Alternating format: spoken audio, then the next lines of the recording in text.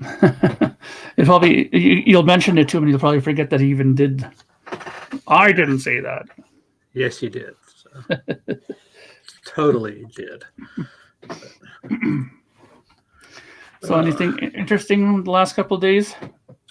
I went to, like I said, I went to the record store for the first time in a few weeks. I found a few things, nothing earth shattering. I mean, I got that. Well, no, I did get a strawberry alarm clock for like really cheap. I really don't understand. It was at a record store. I was like, why is this so cheap? So it's one I always see all the time, but it's always beat to shit. This one's actually really clean and nice. So they're like a psych band, aren't they? Yeah, they had but the guitar player was Ed King, went on to be in Leonard Skinner of all bands. But oh, okay. I remember hearing about that. Yeah, there was a band I picked up. It's a Polish prog band called SBB. I already had one of their records, but this was a German pressing from the 70s. Picked that up. A quad version of Aqualung. Nice. Aqualung's always a big pickup, I guess, for you, right? Bonko is a prog, Italian prog band. But I got it. This is just wrong. But yeah, so. I mean, I knew who it was, but I was like, I'm getting this for the cover alone. It's like, yeah. Hey, Cleveland. Hey, Mick. Andy G. Wasega George. Greetings, people. Well, Vance is not going to be here tonight, so Vance is out of town. So I'm expecting at least. Hey, Eddie. For Bit Bop Boom is going to be here, and Bobby Gas better freaking be here. Like I said, he's the catalyst behind this one. So yeah, I'm guessing he'll come. I'm pretty sure he knows. He's been carrying around that sheet for like 2 weeks now. So we'll see. I wonder how many Rolling Stones ones will be in that list. I have one, but I literally only, like I said, we talked before we came on. I mean, I only have, I think, like 7. You know, yeah. Like I said, I just like you, I could have put, stuff. Yeah, but then some of it is, but some of it is like I don't even know, truthfully, how it affected their career, like these certain other ones, right? So I didn't think it would be right to talk about those, right? At least not for me, right? But Bobby, he might know like a lot more details about some of those other ones, right? So, where is it? Well, people know. So tonight it's what is it? Top five bad career moves. Yes. So top 5, moves that probably cost you. We can all and so. Bad career moves, whether it be Milli Vanilli, the lip sync incident, or Billy Squier "Rock Me Tonight" video that really killed his career, that kind of shit. I don't want to name too many because it kind of spoils things. So, but you get the gist. Yeah, exactly. So that is the premise. Yes, Bobby's been walking around with a sheet of paper for 2 weeks now for this stuff. So Bobby should have plenty of good material for us to peruse. So I'm very excited for Bobby Gases. So you did sorry, go ahead. I didn't play any jazz. What are you talking about? What you talking about? I did do a live stream about jazz. But that live stream was actually several weeks ago. I guess Chance just posted it recently. But so you did a stream not long ago with Steve Westman about affordable records, right? That was not long ago. Yeah, because I was just talking to George, and he was telling me that he showed a Ace Frehley 78 solo record as part of it. I was very pleased to hear that. That was Friday. That was Friday. I was very pleased to hear that. There's some guy that goes on there because I go on that stream, and it's just like this stream. I look at it like how things used to be when I was when I was a kid, I'd hang out with my friends and we'd talk about music and we would argue about music. I would sit there and tell my friends, yeah, that song sucks or whatever. You know, that's how you talk. That's how you talk to your friends. Everyone has an opinion on this stuff. Yeah. It's just an opinion. You know, well, some guy, I'm going to hold on. I'm going to read the quote from this dude because it's out there. I'm just like, oh. So this is just, I was like going, are you kidding me, dude? I mean, I was just like floored. This is what, you know, so this was the second one of these things we did. Yeah. This is the second one of these that we've done. Sort by newest. Let me find this douchebag's comment. I mean, I had to take a deep breath, and I was like, going, all right, man, I'm not gonna absolutely just, you know. Oh, here it is. Here we go. So what happened was, I think what happened was I was talking about Ambrosia's first album, which I think is a great record. I like Ambrosia, and I always talk about how great of an audiophile record it is. It's cheap. It's, you know, it was, you know, engineered by Alan Parsons, cut by Alan Zentz, you know. So so this is what the guy said. So I said, but because Steve was asking me, hey, you know, do you think Rhino should reissue that Ambrosia, you know, for their high fidelity setting? Hey, Steve. So he asked me. I said, well, I love that record, but I said Ambrosia got some blowback because they had that really freaking mushy hit. That's How Much I Feel, you know, that really sappy hit, and a lot of people, you know, blew back on Ambrosia. I didn't say I hated it. I just said it was a fact at the time. They got blowback. So this is what that guy said. He said, that's only your opinion, Patrick. Don't be a high and mighty dick. Just because you don't like it doesn't mean it's bad music, brother. If you had any integrity as a music lover and collector, you would think that you'd know and actually acknowledge that before anybody. Some folks may really like Ambrosia and their sappy songs, and good for them, but it doesn't make them wrong and you right. Give up the second grade playground bullying bullshit, dude. I'm like going, who am I bullying? Ambrosia? People who like Ambrosia? So it's like, what the hell? So, oh my God. What's going on, Steve? Dude, did you like go back to the 90s? No, I'm in Baltimore in a hotel for another week. Oh, nice. I got sent here for work, so I've been in this little hotel for a week and a half now. Oh, did you go any record stores? No, I haven't had any time. I've been working all day and then having meetings at night. And then my wife had never been to DC, so my wife and daughter came on Friday. They just left about an hour ago to fly back to Atlanta. Are you going to get a chance to at least get like one day in to like go hit some stores?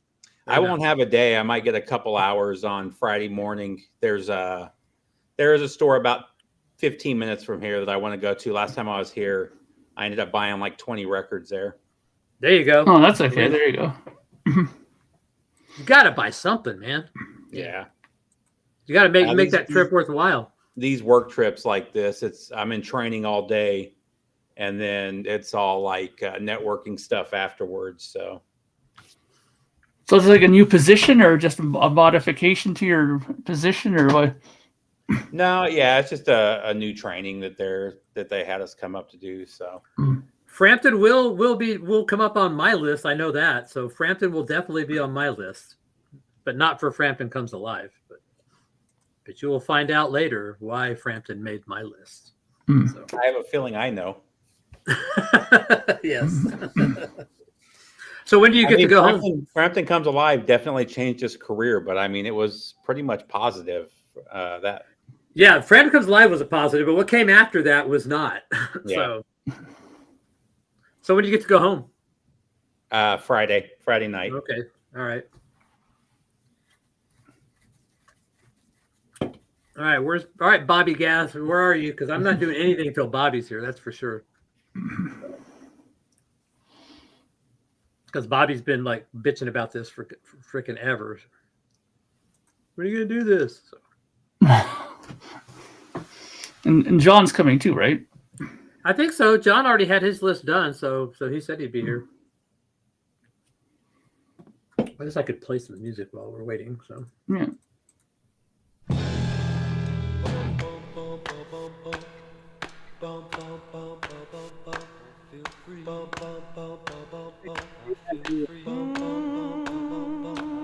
maybe breaking up would be their bad move.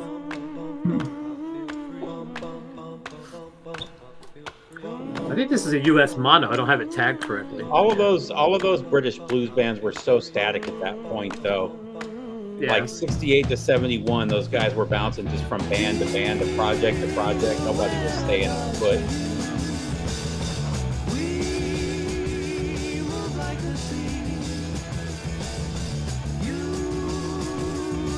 Yeah, then they became dated, and then they started. That's when punk came around. You know, it was kind of a blowback on that shit. You know, I heard the new Bruce Dickinson is actually really good sounding too. That it actually has great production and is actually pretty good. I haven't heard it though. There's 2 videos for some of this stuff too out on YouTube. I'm gonna have to check it out. I bought the single for it and then never had a chance to listen to it. It's still on my pile of stuff to listen to. Yeah, Death is a bad career move. Kind of like getting on the plane, you know. Yeah, I thought about listing that one. Kind of like winning the coin flip. Well, I mean that would have been Waylon Jennings because he was supposed to be on the plane and he definitely won that coin flip. Yeah. I mean, yes, Richie Valens, it sucked for, or Richie Valens, it sucked for him, but yeah. I mean, yeah, it is an effective sales strategy. That's for sure. Yeah, just ask Jimi Hendrix.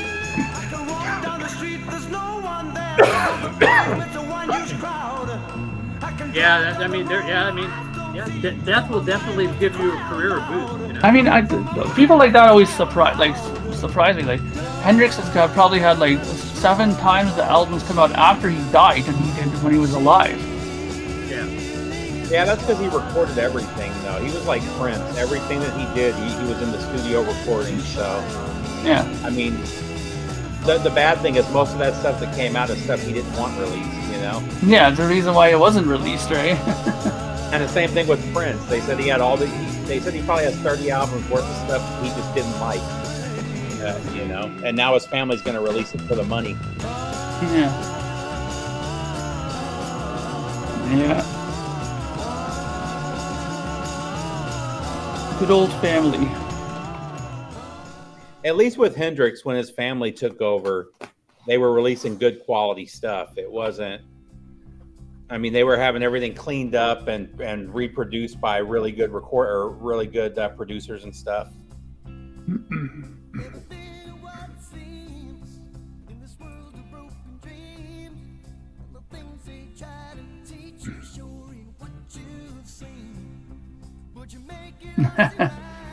Pete Willis getting too drunk to play the leads on Pyromania and being replaced. Bad career move.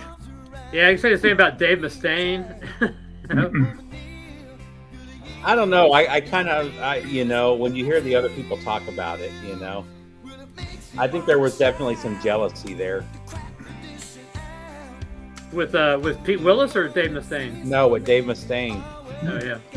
He was doing it was mostly his songs that were getting selected by the band, and then Gary King talked about it. Really had a really interesting take where he said James was really shy. People don't look at him that way now, but Dave Mustaine was the one that talked to the crowd, and he was kind of becoming known as the front man in the band. Well, Lars is the one that does all the talking, you know, nowadays, you know, so yeah. Well, no, I mean, even in like live shows and stuff, he was the one that talked to the band, not James. In the early days. I mean, Mustaine's definitely an alpha, you know, he's an alpha guy, you know. And Kerry King thinks that's why he was actually, because he said they were all drinkers and hard partiers. Oh, yeah. But they think that's the real reason he was let go, is because he was doing all the writing for the most part. He was becoming the lead guy to the crowd. So, you know, then they got Kirk Hammett, who's not an alpha, you know. Yeah. Yeah. Well, they got the perfect guy for what they needed there, right? Yeah. Just play the leads and, you know, let us tell you what to do now, or let me just take control. Yeah. Also, I don't think that was a mistake on Mustaine's part, because he still gets paid for those first few Metallica albums, and Megadeth has been consistently successful. So yeah. I need a beer. Yeah, I mean, it's funny because on one hand, you know, I understand why he's bitter about it, but like you said, he's still making money off of it. But I think his big problem is that once the Black Album hit, and they went over the stratospheric edge, and he couldn't say anything like that with the Megadeth albums. Up until that point, he could always say, well, they weren't that far ahead of him, right? But after that happened, it was just like he was left in the dust. But still, who cares, Yes and no. I mean, Mustaine at that point in his career would have never made an album like that to start with. You know what I mean? Yeah. Now he kind of took a dip too when he decided to do Risk. Oh yeah. But he actually recovered right away because his next album he went back to straight up thrash, whereas Metallica like double and triple down for a while there. Yeah. Absolutely. But I mean, he was doing good, and people forget those 3 albums that he did with the classic lineup. I mean, those were all multi-platinum albums as well. They may not have been 20 times platinum like the Black Album, but each of those albums was 3-4 times platinum. Yeah, they did good. They were pretty good records. I mean, Rust in Peace and Countdown to Extinction. Those are great records. Euthanasia was too. Yeah. I mean, Euthanasia's good. Yeah, I mean, even though after it, Cryptic Writings, I even like that. I personally love Cryptic Writings. A lot of people don't like it though. Yeah, I like the Joseph. I do like the latest Metallica. Actually, it's probably the first Metallica record in a long time that I actually don't mind. I didn't like Death Magnetic. It wasn't too much into Hardwired, but this one I like this one for some reason. Something about it just kind of connected. Maybe it was the right time, or I don't know.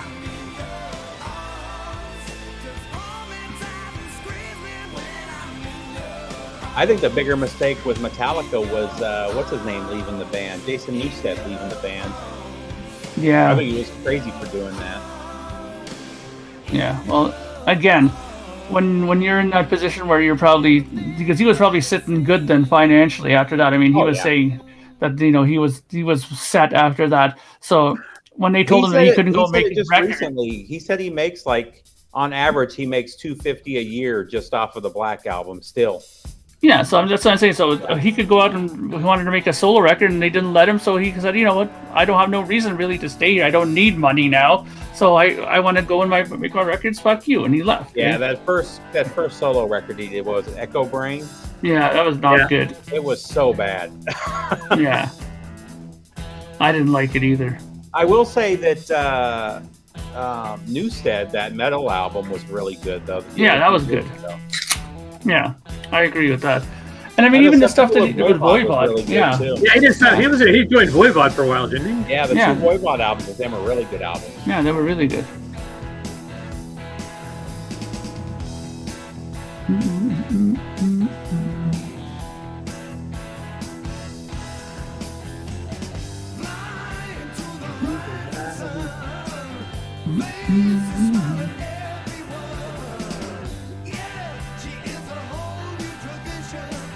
Yeah, Ed, he's supposedly doing a new Newsted album. I don't know if it's going to be called Newsted, but it's basically the same guys from that album.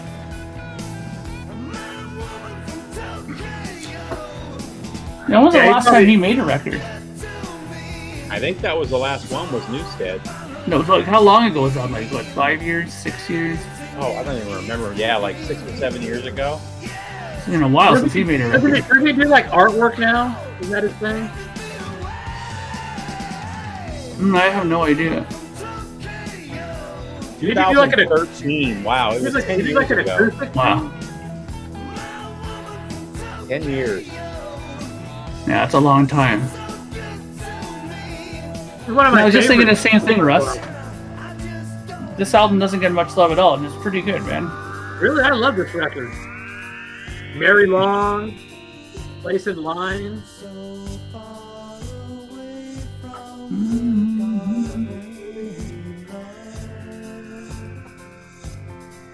When was this? Was this after? This was after Machine Head, right?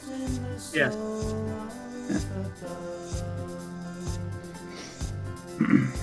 Smooth Dancers on this. Ian Gillan's ode to Richie Blackmore.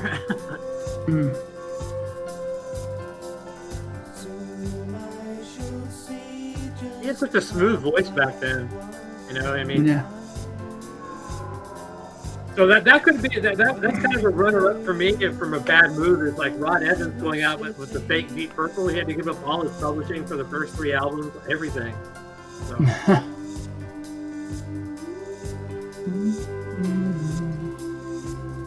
Hey, Sam Squanch, yes, you're probably right. You may be the only one that likes Saint Anger. Man, Saint Anger was such a tough one for me, and it's all because of Lars. The drums sound so bad on that record.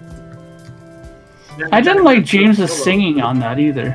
Well, no, and the problem was he quit drinking and smoking, and it changed his voice. Yeah. I remember reading something. I don't remember who it was, but they would always smoke like 2 or 3 cigarettes before their show. They had quit smoking, but they would smoke before their show so that they still had their old voice.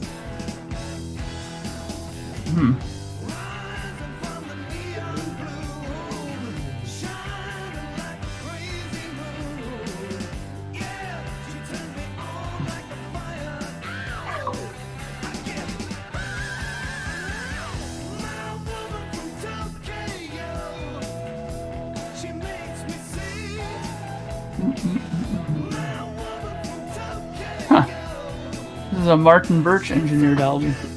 Oh, yeah.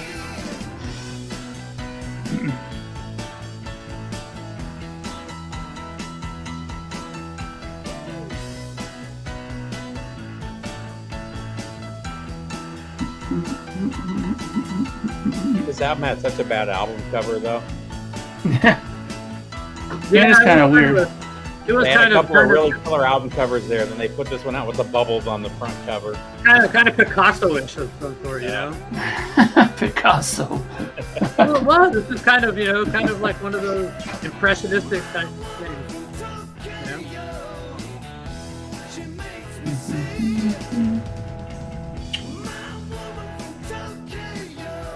You know? They're better production too.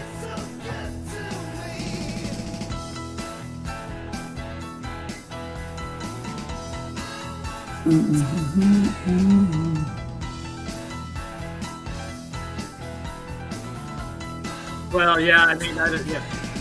Although I hear that Sis is actually playing frickin' that shit now. Kilroy is part of Kilroy in concert now.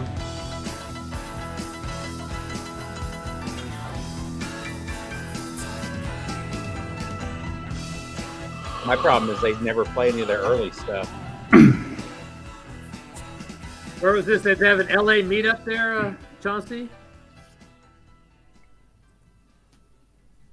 I think I'm going to go to LA the first weekend in May and go to that flea market record show and then drive down. If you want to drive down, I'm going to hit all the flea markets and stuff I can on the way down to LA. They do I don't know if they still do it. They were doing a metal flea market every year that was supposed to be really good. Oh, really? Oh, yeah, I think I've heard about that. I think I've heard about that. I saw Scott and Trog went to it one time.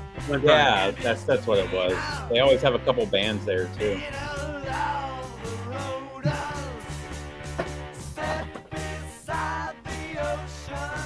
Yeah, I'm going to that one in 2 months, I think. Yeah, somebody sent me a really mint copy of this on Straight Records, so I just finished recording it.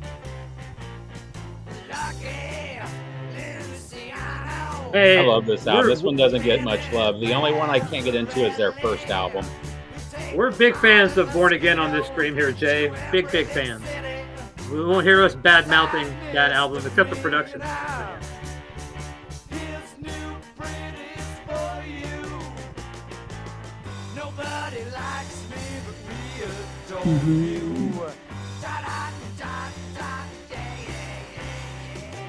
Yeah, it's amazing how people's opinions change over time, you know? That song's always been a fan favorite, though, even though the album never was. Yeah, the album was never, yeah. I think there was one other song on that record that I liked. From day one, though.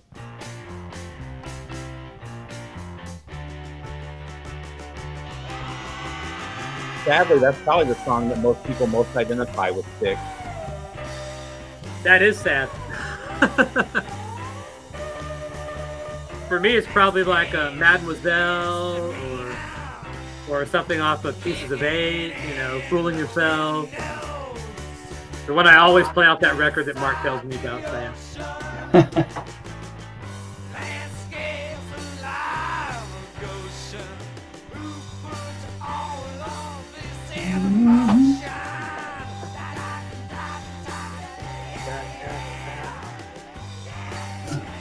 Yeah, I love Born Again. Actually, the Best of Times is probably up there too. These are the best. Well, there's probably like Rockin' the Paradise, and there's what was it? Too Much Time on My Hands was a hit. Yeah, they had a lot. They had Lady. They had Renegade.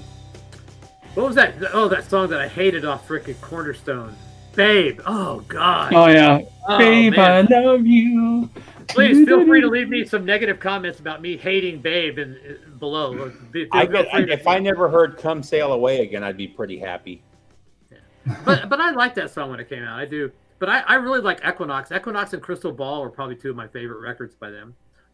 Yeah, for sure. Light Up, Lorelei. I listen to the most now is Grand Illusion. I really like the guitar on Grand Illusion. I've always liked Pieces of Eight, Crystal Ball, and frickin' Lore and Equinox.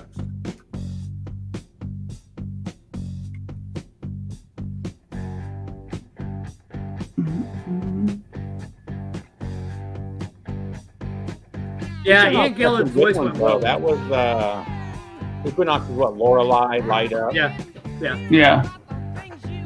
Sweet Madam Blue. That's Crystal Ball. No, it's on Equinox. You sure? Yeah.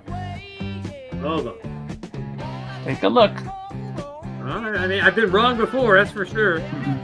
Sweet Madam Blue is on Equinox. It's like the last song on the album. Why is 6?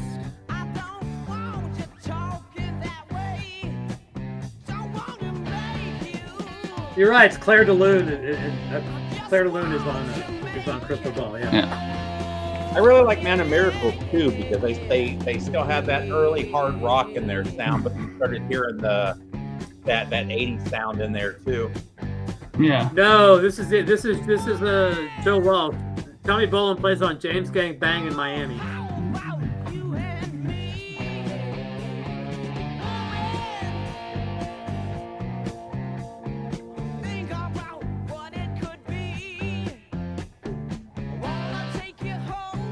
Yes, Mike. Mark is right. First time for everything, people. Hey, what's up, David? Hope you start feeling better. What are you in the hospital for, dude? Jesus Christ, man. Get your shit together and get better, David. Damn. Don't make us come over there. I hope you're doing better, David. Yeah, David, come on, man. And I'm still waiting on your chat with me. So whenever you're ready, let me know. Yeah, you can't lay down tracks while he's in the hospital, Mark. Come on. No, I'm not talking about tracks. I'm just talking about just having a chat. I know. A real musician could do it. Yeah, no kidding. Nowadays, just put in the GarageBand, plug in, frickin', little Demerol. I'm sure it won't affect your timing at all, Dave. No, not at all. Stop speed dating over on that frickin' Raising Tomato show, and you won't be in the hospital, all right?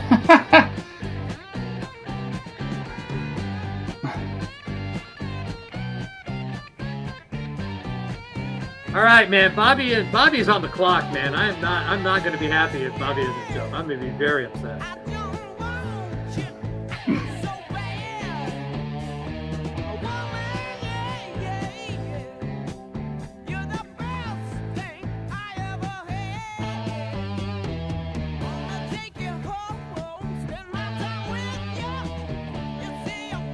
Now, this was a good career move, leaving the James Gang and then going to the Eagles. So, although he was solo before that, but I mean.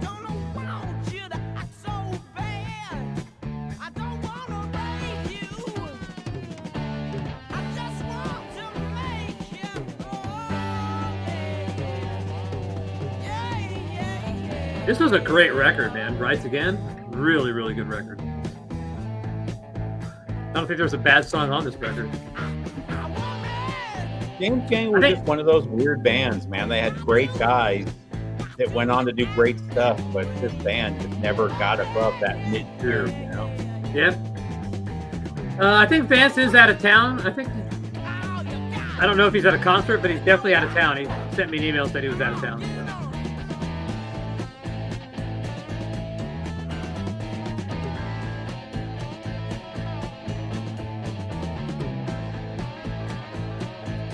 Yeah, Tommy Bolin, Private Eyes was one of the records I showed on Friday as a really good sounding record you can get for cheap, budget audiophile record. Yeah, both of his records you can get for like $10 in great shape, and they're both amazing albums. Well, every time I see Private Eyes, it's like a white label promo. I see more white label promos than non-promos of that album, and it's so good, you know? Too bad that first Musky's gotten so hard to find, because that's a great album too. Yeah, that was kind of pricey, but yeah.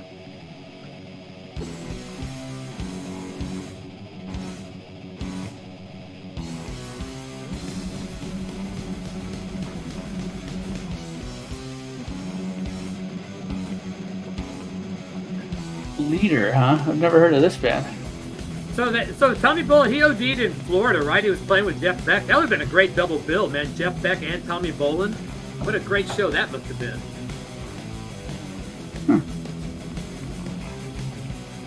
I never thought that Private Eyes was too bassy. I thought it had a very, very interesting sound of the time. I mean, it's very ambient to me. Private Eyes? Is that what you're talking about, like Hall & Oates? No. Tommy Bolin, Private Eyes. I've never heard the Energy stuff. I think there's a bunch of bootlegs, but I don't think did they release an album legitimately? I have all the Zephyr stuff. All the Zephyr stuff I have. Yeah, this is heavy, Ed. You probably like this. Hey, Patrick, did you upload that Grip Incorporated I sent you? Which one? Grip Incorporated. Grip Incorporated? Which one? The first one or the second? No, I sent them the debut. Yeah, the first one's really good. Inner Strength? How do you spell that? GRIPINC. Yeah. GRIP. And then space INC. Oh, Grip Inc. Okay. Where is that? I think the first one's called Power of Inner Strength or something like that. Yeah. No, I haven't recorded. I'll move it over now because it was buried. I see it. I have it. You'll really like that. So that was Dave Lombardo's first band after he left Slayer in, what, 90 or 91? I think it was a bit later than that, but... It might have been. It's a good album. It's one of those ones 95, that... Yeah, it's like one of those like Century Media production albums, you know, like that have like that slightly more modernized sound to them. Yeah, I mean, it was straight up groove metal. I love it, though. I think it's a killer album. Oh, I love those first two records that they did. David, I don't mean to be a downer, David, but I mean, if Jason Becker can play, you can, just because you got something cut out of your arm, I think you could probably do some work. Just saying, I mean, come on, suck it up, Buttercup. But I hope you're on the mend, David. You've had some bad run of luck, man. You're due for some good stuff to happen, man. Yeah, I'm sorry to hear that, David. I didn't know that was happening. Everybody put David in our thoughts and prayers and send him some healing vibes.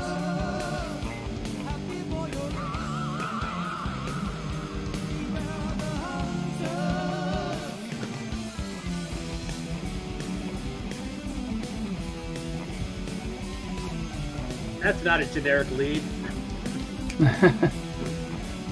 Man, the speakers on this laptop suck. It might help this song. What year is this? This is probably this sounds like really like 85 or something. 88. Okay. Yep, lots of people rooting for you, David. You're one of the good guys out there. Yes, for sure. This sounds like early, like a combination of like early Fates Warning when they had that other drummer.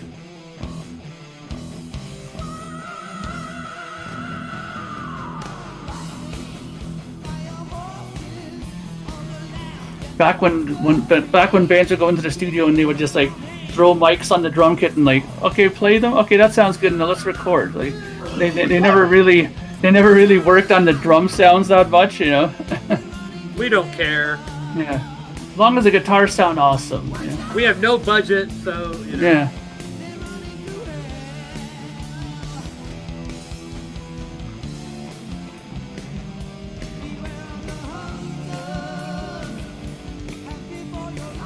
Is this a German band? I think it's Dutch.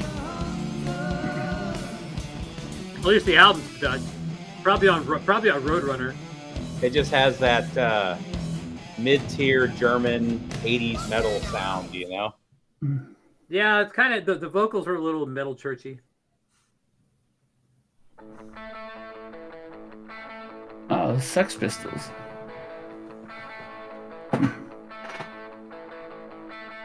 Some would say that getting rid of Glenn Matlock for Sid Vicious was a bad career move.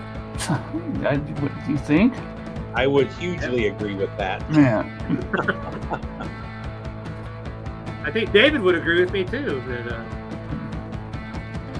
Never mind the fact that Matlock could actually play bass really well. Yeah. and probably contributed a lot more music and stuff than Sid ever did.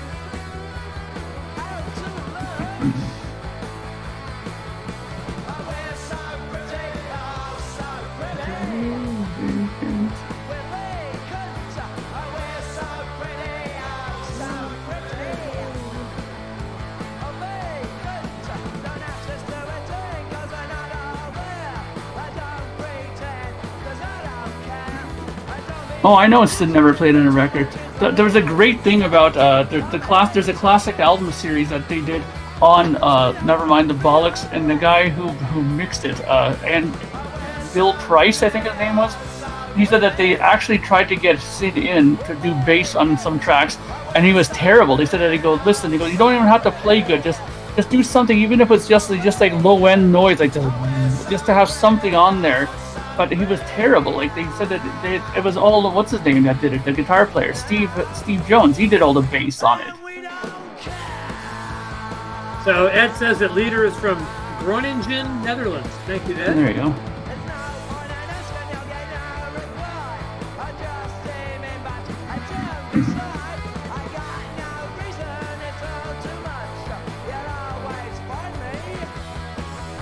Yeah, I think it's the B-side.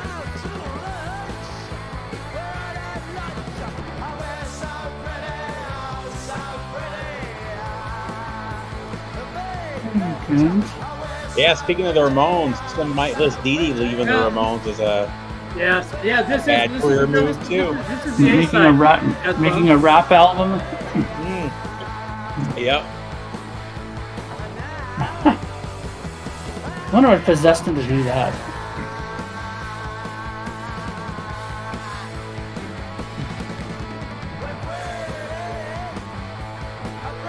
Could you imagine William Shatner doing a rap album? Well, I've got William Shatner doing the Cramps, so why not? Look, it's the ghost of Bobby Gap. Oh, boy, what's going on? My camera ain't working. Can you hear me? I can hear you. We can't see you. 106, 106, 106, 106, 106, 106. Don't start that shit here, dude. Can you hear me? I'll have to come back. Get up. Yeah, you better. I just woke up. Leave me alone. We got Grumpy Bobby. Or Grumpy Hey, I know Bobby. this. This is Donnelly's album, or a single. There we go.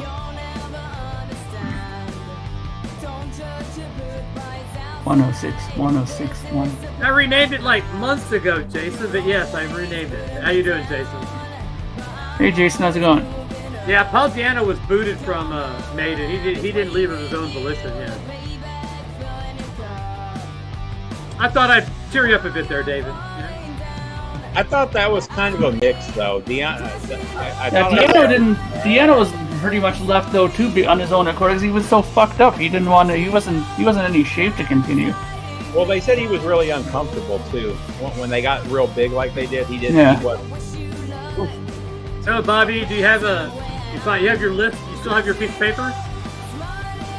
Well, of course I got the list. I've had it for a month. I told you. Is this like the Jazz Bunk troll account? Blaze Bailey was the best? Come on, man. I gotta Actually, go. one of my all-time favorite Maiden That's songs like me saying came Kenny during G. the Blaze Bailey era. But Sign of the Cross? Is it Sign of the Cross? No, it's Hang on a second. the Klansman. I love Oh, that song. that's a good album. All That's a right, good song. Jazz, It's you so know what, much man? better when Kenny G's better than Lee Morgan. when Bruce sings it though. Yeah, for sure. Kenny G's better than Lee Morgan. How's that, Jazz Bomb? There you go.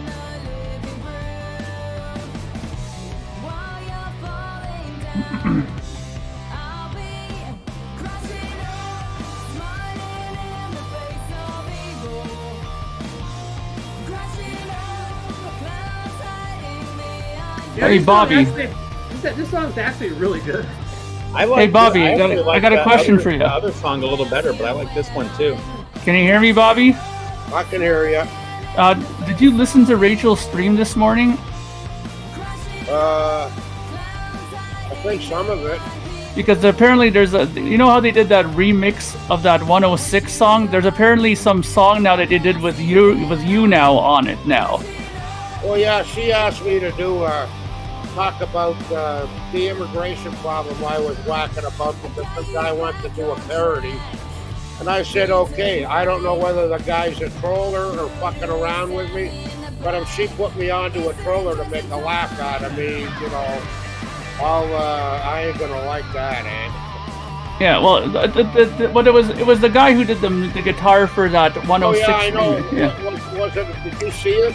Is that I didn't. yesterday's paper? I heard it. I heard it. It was just like regular guitar with you just talking like over top of it. It's nothing. Yeah. It's nothing bad. Okay, that's good then, because that's all I was curious about, right? Yeah, no, it wasn't anything bad. It's just like they were just saying that it's the new hit single after 106 now, right? Well, I told her, she cracked to me. I said, yeah, okay. So I did the bit for her, and then I said to her, you know, I'll come back in a day or two. You let me know, show me the euro, and I'll check it out. Yeah. So I was giving her rope.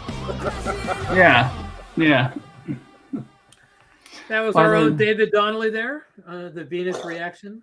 David Donnelly's here. Yeah. Oh, no, he's in the hospital. He's in the hospital. Yeah.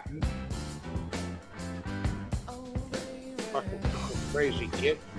They're rockers. They're rock and rollers. You gotta watch. Yeah. David, the vinyl is not on the way yet. I'm still doing the CD right now. I'll let you know when the vinyl pre-order starts. Some people will consider this to be a bad career movie. Right now, Vance is feeling the energies surrounding him change. Yes, I'm channeling. I'm trying to bring Vance into the show. Here we go. Well, Bipper's at a Blue Oyster Cult gig tonight, eh? Is he? Oh yeah, didn't you hear? He said he might not make tonight's gig because he don't want to miss the Blue Oyster Cult. Especially after last week. Last week? Yeah, we did a throwdown on Blue Oyster Cult like a week ago from tonight. Yeah, but he was going to see him tonight, I think, right? Well, yeah, I mean, I can't blame him for that. Well, hey, whatever the reason, you can't blame anybody for not showing up. I could blame you because you've been holding up that piece of paper for a month, like, hey, when are we gonna do this thing? Yeah, I know. I don't think I'm gonna do that again. Probably not a good idea. I just won't let it go. Well, don't challenge me. Don't challenge me. What are you gonna do? You're gonna like write mean things to me? That happens every day. It's a common occurrence for me that people say mean things to me. I don't care. All right, and go to your plugs.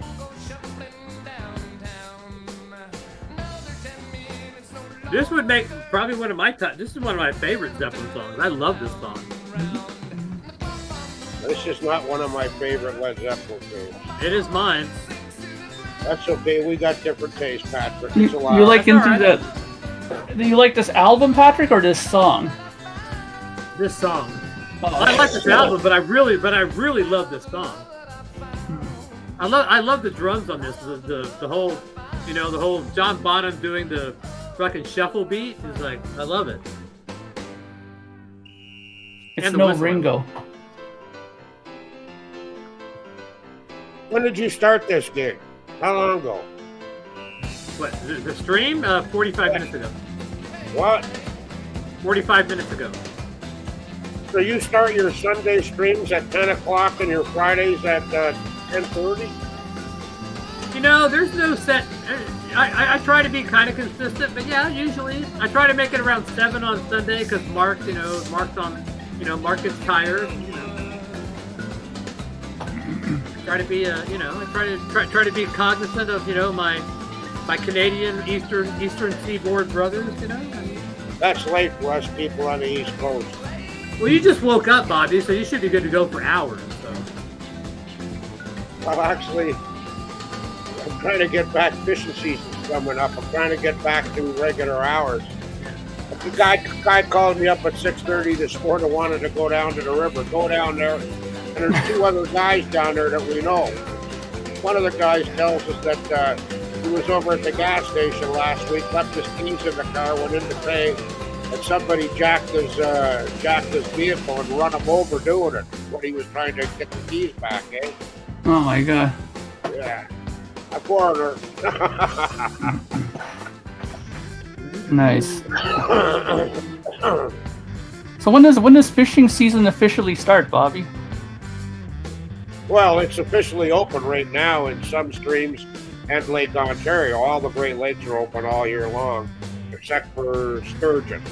And, you can fish if you want, right? But for regular fishing, the trout season, inland fishing trout season opens it up, which used to be traditionally the third Saturday in April, which now is in most of the streams, it's the end of May. They're giving them all a chance to, don't worry about That's fair, David.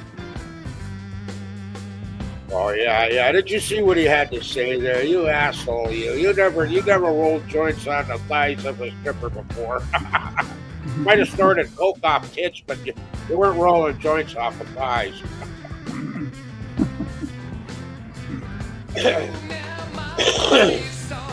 Yeah, they've changed all the fishing rules here in Ontario and Canada, which is a good thing because if you want your grandkids to catch fish, they gotta change it.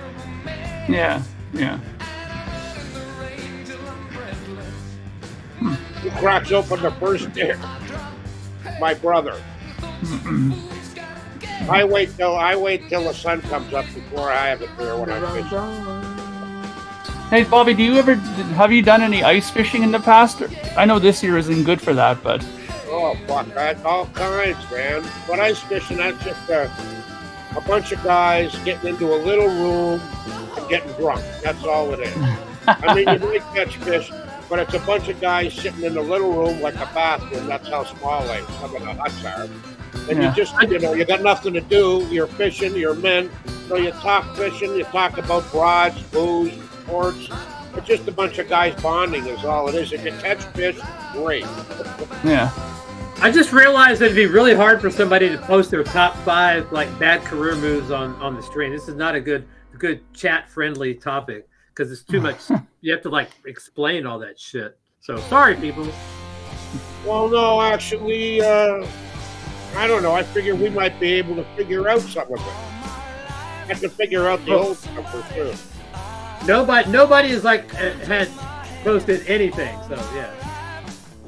Yeah, the rapids at Sioux Lookout. Hey, Mike, you get rainbow salmon, walleye. You can stand in water up to your ankles and up to your knees. So I have a fish hatchery literally half a mile from my house with fish ladders and fucking salmon. The salmon are running right now. I see fishermen walking down the bike trail with fucking salmon this fucking big.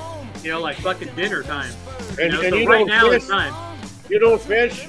Not anymore. I mean, I used to fish every day. I had a dock in my backyard. I could go fish every day if I wanted to, and I did for a long time. When the salmon were running up in the Seattle area, it wasn't even fishing at that point. If you knew the right place to go, you could just throw a net in the water.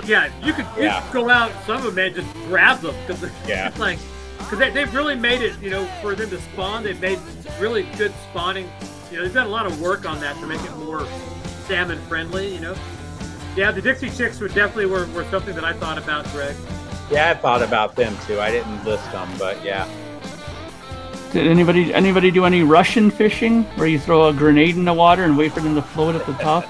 I've seen guys do M80s and like and that kind of shit, but never like a full stick of dynamite. But I have seen people do M80s. Well, no, not a stick of dynamite, a dynamite cap. Either that, or you can also, the glass jugs, the 1 gallon glass jugs that they put moonshine in or whatever, right? You just fill that half with lime. Take a rag, stuff the rag half into the hole, toss that bottle into the water, and when the water goes through the rag and into the lime, a chemical process happens to the expansion, right? And that'll explode. But you got to get behind a tree because those big chunks of glass are going at 300 miles an hour, right? And you can have them sticking in the tree behind you, right? As soon as that thing explodes, the fish come up. Right? That's an old style of fishing. Or you can put shit in the water in a pool, and they'll come up, right? Like you're poisoning them or tranquilizing them or something like that. Milkweed will do that, actually. I know fishing. Yeah. Well, I believe it. Well, it's the only sport. It's the first sport I did. First sport I can remember doing. I was 3 years old. I didn't start playing organized hockey till I was 5. So my first sport was fishing, and my last sport that I still do is fishing. And I did them all. I played hockey with professional hockey. Well, wait a minute, man. Is fishing actually a sport? I mean, come on. Oh, you bet it is. No, it's not. Oh, fuck off, man. I'll tell you what, a sport is competition, correct? Well, yeah, okay. There are fishing competitions. Me and you can go fishing, and I'll guarantee you, I'll kick the shit out of you fishing, buddy. I don't care. It's not a physical, It's not a physical competition. I kick the shit out of you fishing. That's right. He'll go. Bobby, you know what, Bobby? I will go deep sea fishing against you any day. Any day. Bobby will get a nice salmon and he'll smack you upside the head with it. They'll teach you a lesson. I mean, come on, man. It's not physically challenging. It's mentally challenging, and it's like, but it's not physically challenging. It's like saying golf is like physically challenging. Walking up and down a golf course. Not physically challenging. Hey, come up to Canada. I'll take this physically challenging fishing, fella. Well, I'm not going to go in some fucking ice shed, and fucking freeze my ass off trying to catch some fucking perch about that big. No. We got bears and wolves up there and shit like that. And the bears give you a hard time fishing. If you've got a marlin and you're taking like an hour and a half to reel that sumbitch in, now that's physically demanding. The saltwater fishing, you're right about saltwater fishing. It is boring. I only did it when I did the hitchhiking thing through the Maritimes in New England. Back in the hippie days, I spent like 6 months on the East Coast, and I did a lot of fishing. My uncle took me out with the guy was a pro fisherman. He fished for the big tuna, and he was a buddy of my uncle was an editor at a newspaper. I've caught a marlin. And they took me out on a boat, and we were fishing for I forget the name of it, cod. And we were fishing in 90 feet of water with a jig like that, the hook that goddamn big, and a big weight like that down in the bottom. And I just fish after fish after, cod like that, fish after. I got bored after 80 or 90 of the fucking things. That's boring. I don't like surf fishing where you have to like walk out, you get like a surf rod, you like throw it out there, then you got to walk back and put it in the holder and hope something gets it. It's not a lot of fun, that kind of fishing's good when you got a whole bunch of guys there with you. Oh yeah, if you're just gonna get drunk, but I'd rather freshwater fish. Freshwater fishing is much more fun, a lot more interactive too. Yeah. Not only that, it's not violent. Most of the sports I played were kind of violent. Yeah, now you're just being silly, dude. Beans do not go in chili, and that's not even debatable, Yeah. What, pinto beans or any beans? Doesn't matter. I'm gonna do it. Oh wow, Britt Turner from Blackberry Smoke is dead. Really? Yeah, just got Fentanyl related? Hang on, I'm looking right now.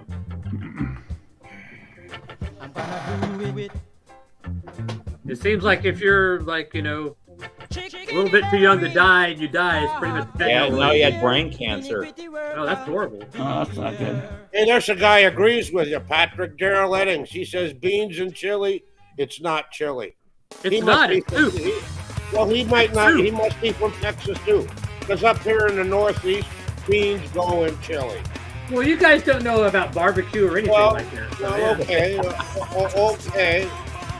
Oh, come on. We know about barbecue. Come on. Oh, please. We have our HP sauce and our old special sauces. Here, you throw a hot dog on a grill, you think you're having a barbecue. But dude. hot dog goes in chili too, doesn't it? You can put hot dog in chili. Oh my god. We don't have pike, but we have tarpon. And tarpon are pretty good fighting fish. Yeah, you're right. Yeah, tarpon. Yeah, we have tarpon where I come from. Actually, the high school there was called the Port Isabel Tarpon. Travis Williams, I've caught over 200 muskie. That's a lot of muskie. Beans on anything chili related, you're insane. I used to keep a list. I had a journal. I would list the fish I caught, the temperature, water temperature. I don't know where I got this record or somebody sent it to me, but I've never heard this band. The Beyond, eh?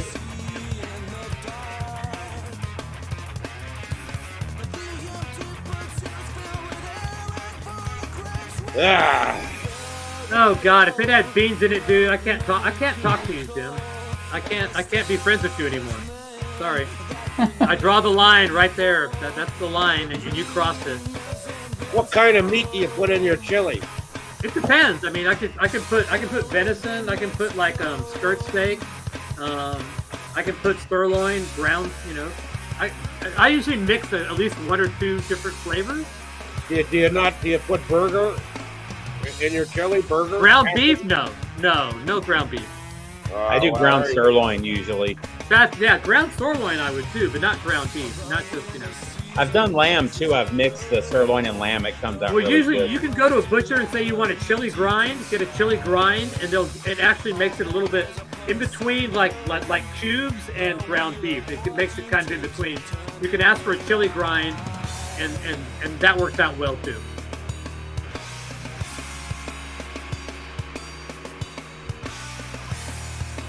Yes, no beans.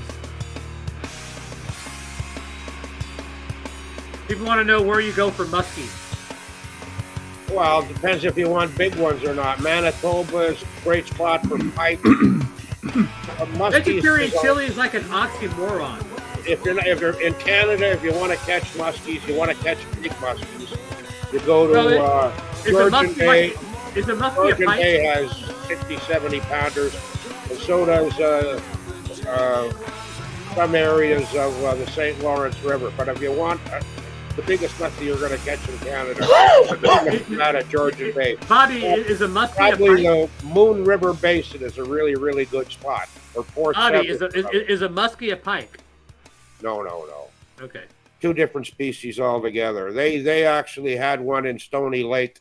A guy had it on for 2.5 hours, and he lost it. He had a big lure like that, right, that he made himself, and he was a muskie fisherman. And up at Stony Lake, he had this fish on for 2.5 hours. He lost the fish, but when he brought his lure back in, it had a scale on it. So he took that scale down to the world's expert, who's at I forget his name now. He's down at the University of Toronto here in Canada. And he took that scale down to the expert, and the expert did the scientific shit on it. And the fish was over 100 pounds and over 7 feet long. Now that's a muskie. The world record's like, I think it's 69 pounds. They might have upped it to 72 pounds, right? But they've got some big fish out there. I mean, they eat. Those are cow balls, Jim. You don't want to have a baby in the water with a big muskie around, because you'll take it. Or an alligator gar.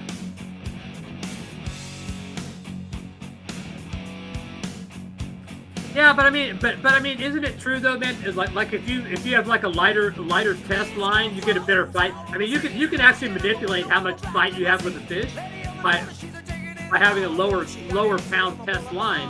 I mean, if I have like a 5 pound test and I fucking, even if I get like a catfish, it's gonna fight me for a while. I gotta smoke some pot. Please do. Yeah, I'm not a Rocky Mountain Oysters guy there, Jim. Yeah. I'm going to drop off and come back on. My computer's frozen. Okay, we're going to start the list here in a minute since I don't think John's going to make it. So, Right, What's a Rocky Mountain oyster? cow balls. A what? Cow balls. Oh.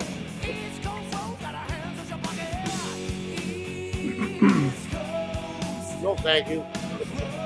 Yeah.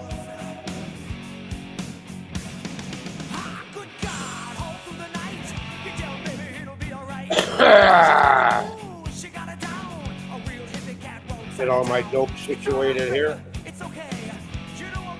So I don't know if this guy got booted out of Pantera or he left on his own accord, but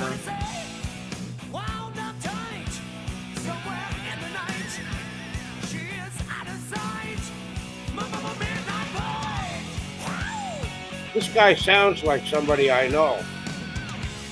no, he was the original singer for Pantera, Ah, okay. All right. but he made the first 3 albums with Pantera, and then they got rid of him and got Phil, and they made power metal, and then they did Cowboys from Hell.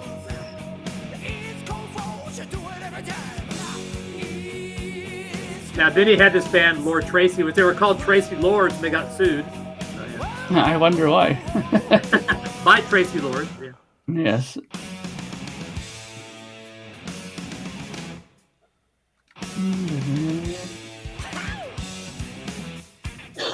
AZ. Who's AZ, man? MZ? AC Mick. Oh.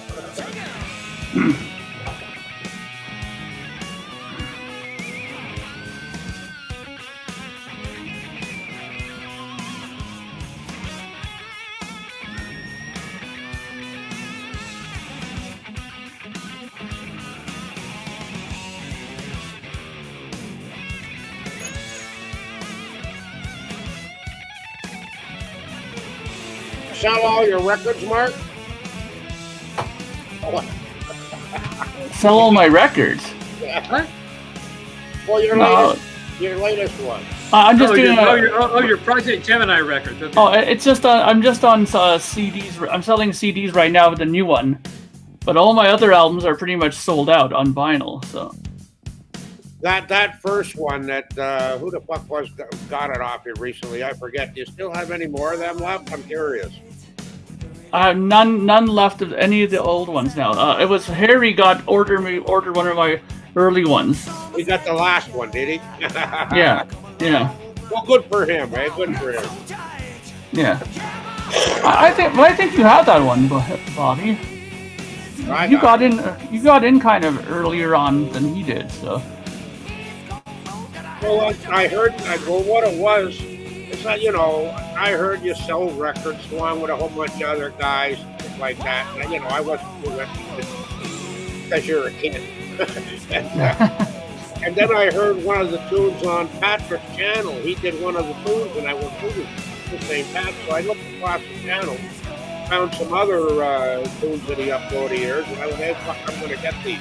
So that's when I started getting them, right? Yeah. I think it was the second one. That trilogy is like book 2. Yeah. And then I wanted the first one after the first one, and then the third one I asked you for number 11, and you said Yeah.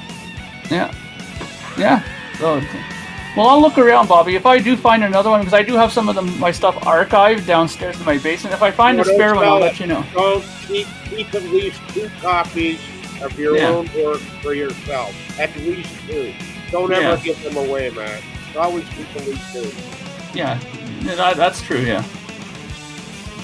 I mean, they're not going to be worth nothing when you're dead or anything like that, but it's just memories, right? Yeah, exactly. And this is important to you, right? So yeah, of course. Yeah.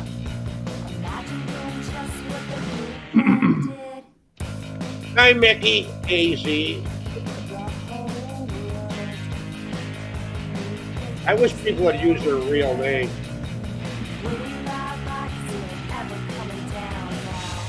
Well, Bobby, you've endured enough bullshit to understand why people don't use their real names here. So, And I'm proud of it too. So I mean, there's enough fucking evil, vile, spiteful people on YouTube that it's probably best not to use your real name.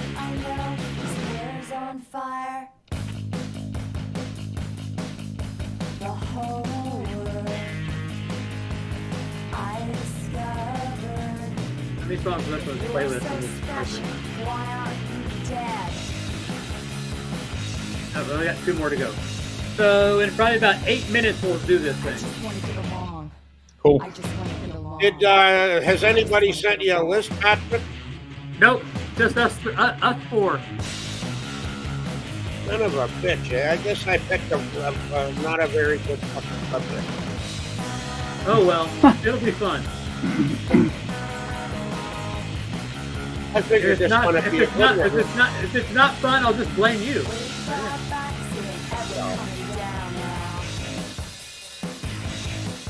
Nick Taylor. Well, he didn't like the lifestyle. Can't blame the guy. That rock and roll lifestyle, you know, it ain't easy. Believe me. Nick Taylor may or may not make my list. There might be a couple of Micks that make my list. So. There may be a Mick on my list as well. Everybody thinks rock and roll is party, party, party. I mean, if you're in a band, right, recording and whatnot. If you're popular, you know, and you're worried about people and shit like that, it's not all fun and games. Just Charlie Watts said it best. He said it's all you're doing is waiting. You know, waiting to perform, right? You know, whether you're in a studio or a Ashley gig. Simpson got a raw end of the deal though, because everybody lip synced on that show for over a decade, and she's the only one that lost her career over it. She's the only one who got caught. Well, nowadays everybody freaking lip syncs. At their concerts, they fucking lip sync. So yeah. Oh yeah. I mean, Dua Lipa. Okay, yeah. Yeah, Milli Vanilli definitely got caught. Yeah, That's the problem. You can get away with it until you get caught. Then you're screwed. Funny enough, I still like that Milli Vanilli album. You like that album, really? Yeah, I always liked that album. The one song wasn't bad. I didn't mind the one song. Yeah. I didn't like the video. Girl, though. you know Fucking it's hair true. and It doesn't matter who wrote it or who was actually singing it. It was good music for the time. Yeah, it was. Sure got popular, didn't it? Oh yeah. And when everybody found out they were a bunch of phonies, Well, nobody cares that BTS doesn't sing on their records. It's like, this is fun, yeah. what gets me is nowadays you're paying $100 or better to go see somebody and the whole gig's lip singing, right? I mean, that's about as fucking... Not me. Biggest rip-off I ever heard of in my whole life, right? Yeah.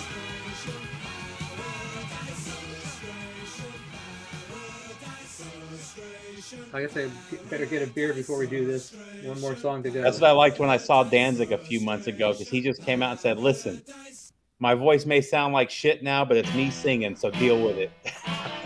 Yeah. Sure. And he actually sounded great on most of the songs. You're right, Yeah, Matt. it's not how great your voice is, it's whether you can sing, right? Yeah. A lot of guys got terrible voice. Willie Nelson, good idea, but the guy can sing.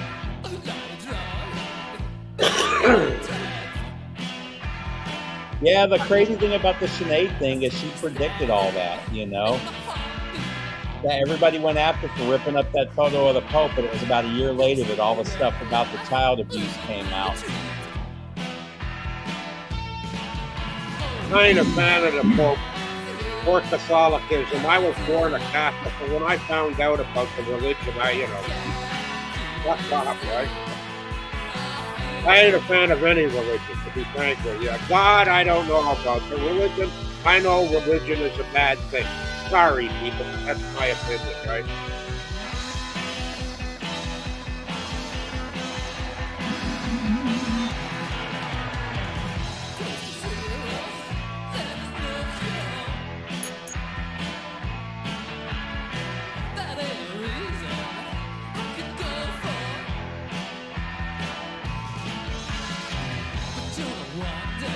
Guy's trying to sound like Rick O'Casey here.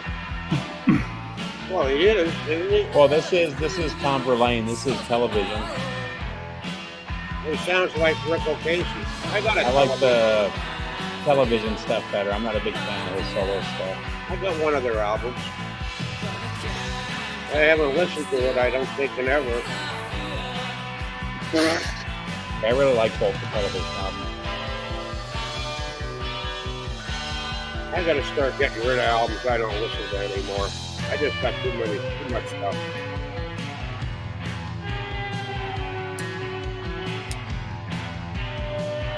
You ever even listen to your albums, Bobby, or you just listen to singles now? Oh no, I listen to albums too. You know, some songs, you know, I don't often play a whole album straight through unless, you know, they've got 2 or 3 good songs on the one side, right? I'm a lifter.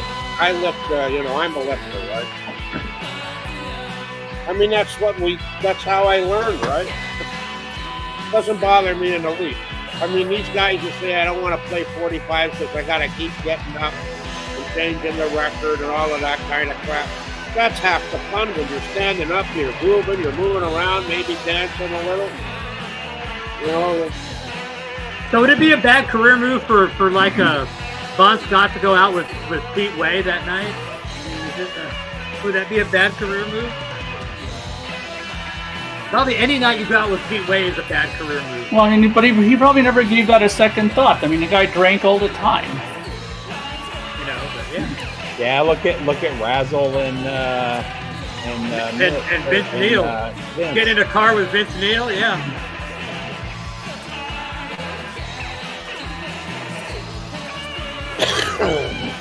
They were both crashed, though.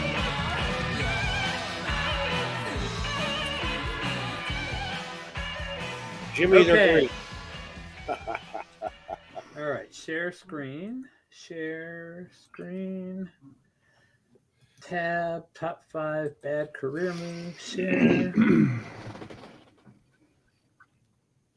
Actually, Jimmy the Greek, he actually did Vegas lines for football. All right, so I haven't got mine. I only have 7, but I need to get mine in order here. Hang on.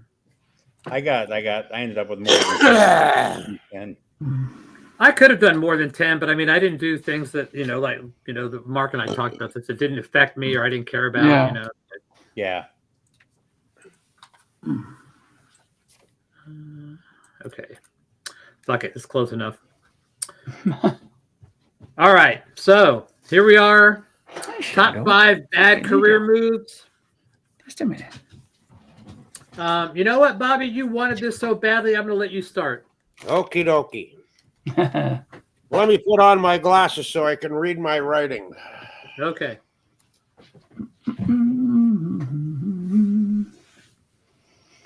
Okay, here we go. First one, number 10. The Everly Brothers left Cadence Records in 1960 to sign with Warner Brothers. They left the writing team of the husband and wife team of touring team of the Byrons. The first hit, Bye Bye Love, Wake Up Little Susie, Problems, All I Have to Do Is Dream. Those were hits, right? They never had another hit after that except for maybe, and a song they wrote themselves, actually, Kathy's Clown. That was the only one they had after that. But that was a bad move. Number 9, Brian Jones and Peter Green doing acid. Some personalities should just leave it alone. I forgot about that one. That's you could add Sid Barrett. You could add Sid Barrett to that list too. Yeah, true enough. Number 8, the Dixie Chicks in 2003, saying that they're ashamed for being from Texas because that's what President Bush is from. Stupid broads. And then they changed their name to the Chicks. Number 7, Jerry Lee Lewis marrying his 13-year-old cousin. Bad move. 6, Prince changing his name into an unpronouncing fucking symbol, right? But who could ever get that goddamn thing right? Yes. Number 5, Mountain's manager not wanting to be in the movie Woodstock. Mississippi Queen would have blown everybody away. It would have been the best tune on the thing, and they would have been monsters after that. Keith Hartley did the same thing. Yeah. Number 4, Sinead O'Connor tearing up a picture of the Pope on Saturday Night Live in 1992. That was a bad. I forgot about that one. Totally forgot about that one. Yeah. Number 3, John Lennon in 1966 said the Beatles were more popular than Jesus. And moving to New York, that was another bad move. Yeah. Number 2, the Stones hiring the Hell's Angels at Altamont. Probably that was a bad guaranteed, eh? And number 1, Decca Records hearing a demo tape in '62 of the Beatles and not liking it. Instead, they hired Brian Poole and the Tremolos. That's my 10. That was a massive bad move. All right, I'll go next. What? Nobody's cheering. Nobody's clapping. Dude, you want a cookie? All right. Yeah, I want a prize. Okay, so here we go. Number 7 for me, Jason Everman leaving not one band but 2, Nirvana and Soundgarden, to join the Army. So not only was he in Nirvana, he was also in Soundgarden. So next up, I don't think he left Nirvana though. I thought Nirvana kicked him out. Ashley Simpson. We talked about this, the SNL episode. She literally disappeared after that. I mean, she was gone. Yeah, she was done. Absolutely gone.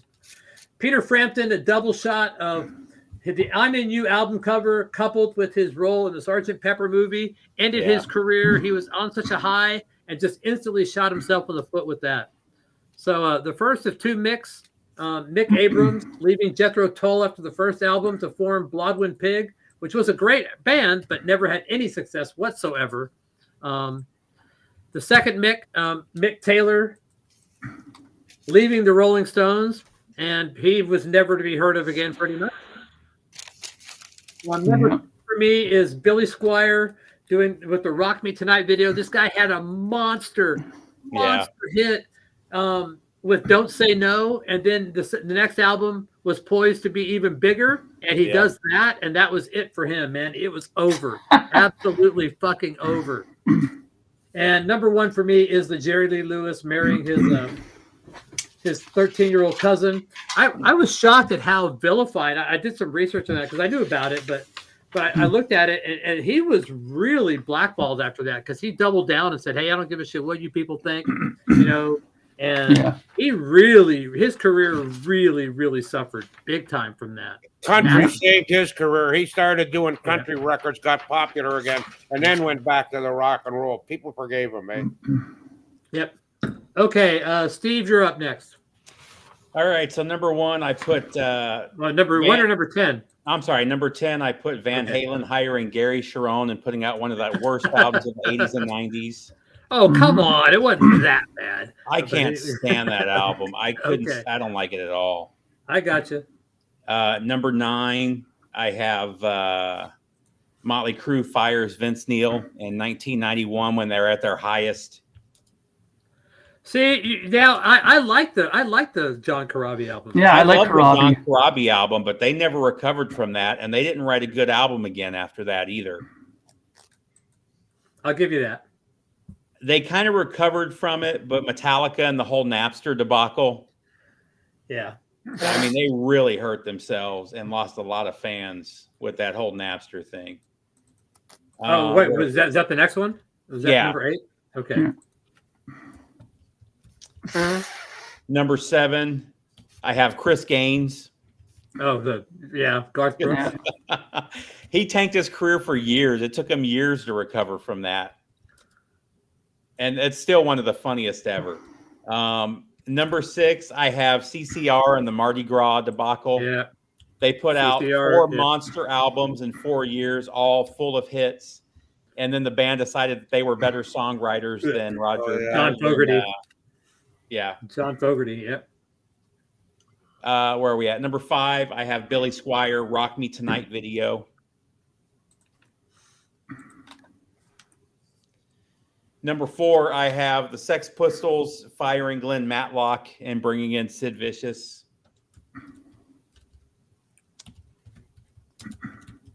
Okay. Number 4, I have the Clash. No, you're on number 3. You're on number 3. Sorry. Number 3 is the Clash firing Mick Jones and destroying their career. Yep. Number 2, I have Mountain saying no to the Woodstock movie. Okay. And number 1, I have Jerry Lee Lewis marrying his cousin. Yeah. All right, Mark, bring us home. Okay, I only have 5. Like I said, That's okay. these were just ones that I directly thought were effective for me. So number 5, Metallica releasing Load. I think that I know from my experience, I was a huge Metallica fan. Everybody around me were huge Metallica fans, and when Load came out, we absolutely jaw hit the ground and thought it was the worst piece of garbage that we ever heard. So bad they had to make Reload. Yeah, well, not only that, but they also look like idiots too. They got rid of their hair. They all look like fools. Friends cut their hair. Yeah. Alice in Chains said it best. Yeah, they look terrible. So that was another thing that it was horrendous. Okay, and that took a while for people to take them seriously again, and I think still it's hurt them to this day. Number 4 for me was GNR taking 15 years to make another record after the Illusions albums. I mean, they were riding on a pretty good wave with the Illusions records. They could have released pretty much anything after that, and they would have kept the momentum going. But they took so long that nobody gave a shit when that album came out. You know? Yeah, they pulled a Boston on that one. Yeah, exactly. It was pretty bad. Number 3, David Lee Roth releases the solo album Crazy from the Heat while in Van Halen, which was the stupidest move he could have did. I don't like that album. I think everything on it was not what I expected from David Lee Roth, especially in a solo capacity. Luckily, it didn't kill him too badly because I think once he had some good shit after that, man. Eat 'Em and Smile was good, but then after that, it started going a little lopsided again. Number 2, Roger Waters quits Pink Floyd and dares them to continue without him, and ends up the Pink Floyd does way better than him, much better than him. He ended up not doing anything for years after '87 because it was they pretty much completely not insulted, but humiliated him with how well they did and how shit he did. And number 1, and this was a sad moment for all of us Kiss fans. Kiss make the album The Elder, which is the worst thing that they could have ever made, and completely derailed them for pretty much for like 5-6 years after that. You know, they were a laughing stock pretty much in the music industry at that point. Okay, so hang on. I think we're gonna have an honorable mention for Kiss as being the band that has had the most missteps of any major band in the history of rock and roll. Not giving fucking Tommy Thayer and Eric Singer their own characters. That was huge. The way they handled the reunion tour and fucking the way they treated Bruce Cook, the way they handled their last shit. They fucked up so many times and somehow still managed to stand up, but they have fucked up so many times. And the way they did the makeup thing and the fucking Vinnie Vincent thing and all that shit. The running joke in the Kiss FAQ podcast is that Kiss are always 2 years behind everything. They wanted to be like Bon Jovi, but Bon Jovi was already long done and moved on to another sound when they finally caught up and did that. You know, like they were always behind with everything. Well, I mean, even from day one, though, I mean, even their costumes, the idea for their original costumes, half of that stuff was stolen from the Suite and from. That was always them. They were always a reactionary band. They just looked so different that people liked it, you know? Yeah. All right. So here we go. I'm trying to get the doubles here, and then we'll move on from here. And none of mine are doubles. I'm the only one who had nothing the same of your guys. I actually thought about all the ones that you listed, though. Well, not Load. I actually think. Okay. This is going to be interesting because we only have 3 duplicates. Yeah. So the only duplicates that we have are Jerry Lee Lewis, Mountain Woodstock, and Billy Squier, Rock Me Tonight. So we need at least 2 more to add to this. Probably three or 4 more to at least make it a fair, pick. So, well, I think maybe in that case, I don't know. You got to throw in that drugs. The guys doing the drugs, Pete Green, the guy from. Yeah, but that wasn't a bad career move. That was just a bad choice. Well, that's what we're talking about. Bad. So yeah. I mean, if it was me personally, I would say it probably changed their music. So that's. I would say Decca passing the Beatles would be one. Hey, it was my idea, so Yeah, Decca passed on the Beatles is pretty high up there. Yeah, that would be pretty high. I would say that needs to go. That needs to be on the list. So we'll do that. Passing on the Beatles, definitely, right? I'm surprised nobody listed Elvis staying with the Colonel for as long as he did. Yeah, because he couldn't go over. Because he couldn't go over to Europe, and he missed a whole big market that he could. Oh, he would have been. He would have been 10 times bigger than he was had he toured the world. I'm still going to say Peter Frampton fucking was on top of the world and just absolutely doubly fucked himself. So, but that was a major fuck up for me. Trying to figure out, load wasn't that bad. Roger. I don't know. Nobody mentioned Chuck Berry either, right? Videotaping people in his bathroom? Yeah, well, yeah. Exactly. I thought about James Brown beating his wife too. That was that completely killed his career. Well, he did that. Ever since the 50s, right? He was a hard taskmaster, James. What about the Sinead O'Connor thing? Yeah. Yeah, she pretty much died after that. Right. All right, so we'll do that. All right, so we got 5. We need to rank them. So I'm going to say Decca passing on the Beatles is number 1. Well, no, Jerry Lee Lewis. I mean, that was bad. Yeah, Jerry Lee Lewis was huge. That's the one everybody knows in the world. Not a lot of people know about Decca passing on the Beatles. A lot of people don't know about Billy Squier. A lot of people don't know Mountain didn't get into Woodstock, but they know that Jerry Lee married his 13-year-old kid, and they also know Sinead O'Connor ripped up the Pope thing because that was all over TV and the papers and all. So here's how I see it: Jerry Lee Lewis, Decca, Billy Squier, Sinead O'Connor, and Mountain. I'm good with that order. Yeah. I'd put Billy Squier last. No, that was so bad. That was so incredibly bad. He was huge, man. I mean, you may have not, but he was massive. He was the first artist that a video killed him like that too. Yeah. That hadn't happened before. But he got his revenge, man, because the bass drum on one of his songs, "The Big Bang" or something like that, is sampled by more hip hop artists. He gets so much mailbox money from that; it's not even funny. All right, so we'll do the final list here in a minute, but I'm going to play a little bit of music while I'm waiting.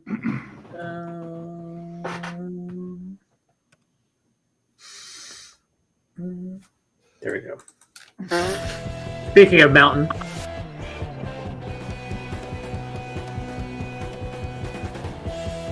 Those guys were loud. I got to tell you, Mountain was a real loud band live. Well, not just that. I mean, Mountain was basically heavy metal in 1969. They were so heavy.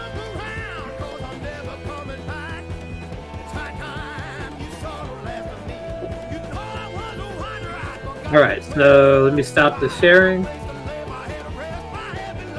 10 years after, too, though, had they been in the Woodstock movie, they would have been 10 times bigger than they were. Yeah. That's another band, yeah. And they had a great Woodstock set. Personally, I don't think that Woodstock album, they've only got 1 or 2 good songs on it, as far as I'm concerned.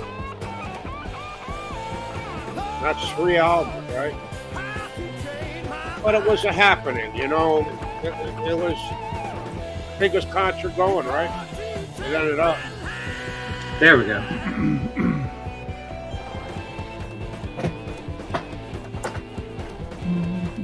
I don't know. I think that one's more the story than anything else. But there were some. All right, got to make the poll. Hang on. It was Monstrous, Monterey Pop. I mean, there were huge festivals. Swift-O-Matic. That was my move, and I don't have a career, so I ain't worried about it. Besides that, it wouldn't be the first time I fucked up. Yeah, MZ, the MC Hammer one is pretty funny. Not just him going bankrupt, but he did that gangster rap album too. Yeah. He tried to be a tough album, or he tried to be a tough guy.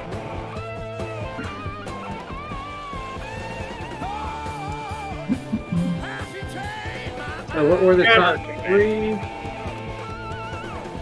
I guess the Michael Jackson Pepsi commercial was a bad career move too.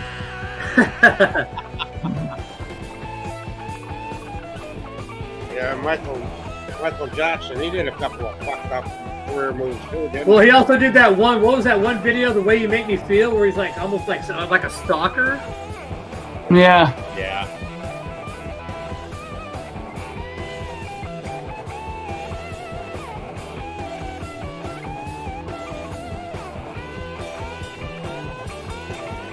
Well, it was, Travis, that was a big deal, actually, but it didn't shock a lot of people because a lot of people, you know, Beatle fans thought the Beatles were more important than Jesus, right?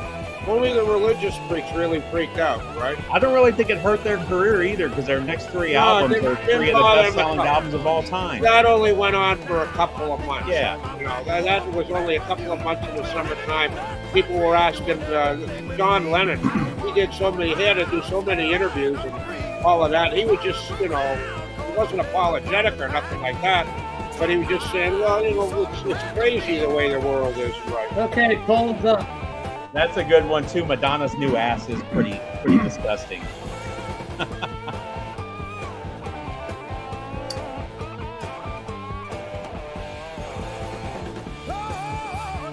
Oh, did Michael Jackson dye his skin white? Did he really? I know He had some sort of bleaching process. I don't think he dyed his skin white. I think it was more of a bleaching kind of thing. That kid was fucked up, eh? All right, guys, I got to go. I got to get up early tomorrow. All right, Steve, thanks for coming and hanging.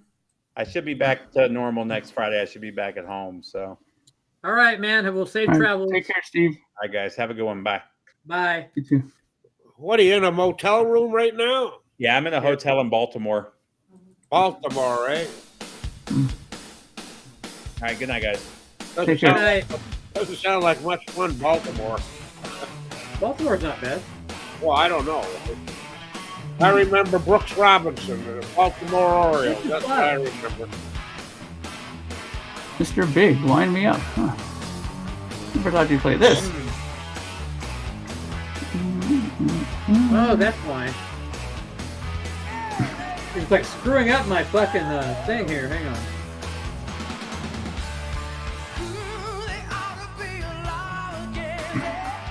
When you couldn't play music the other day, your DJ, did you find out what the problem was?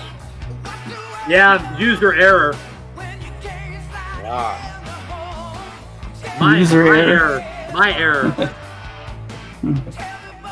he didn't appear. I didn't think he drank too much. Obviously, you thought wrong. Obviously. Yeah. Yeah, some guys you can't tell. Oh, if look. they're a little hammered, right? Now John shows yeah. up. Yeah. Did you go see Blue Oyster Cult tonight? No. Well, I did. I was saw wrong, Irish, man. old Irish band, Bobby. Ah, okay, guys. Sorry. Good time tonight. So do you have a list for us or not? I No? don't think I make it. Oh. How about Ebony and Ivory?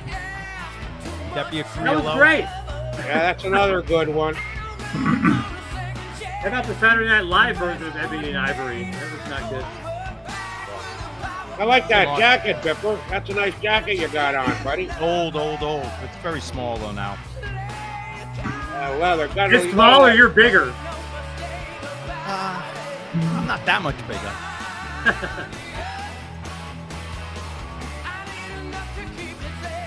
Hey, Cleveland.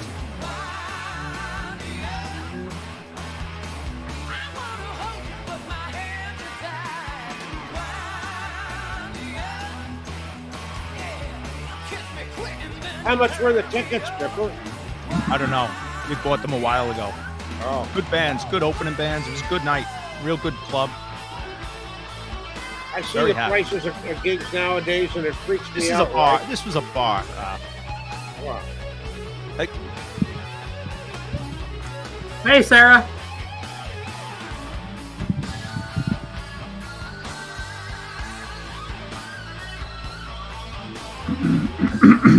Well, we got through the fucking worst Hey, career MZ. moves. This is the only time nobody Watch. ever posted a top 5 list in the peanut gallery for a top 5 throwdown.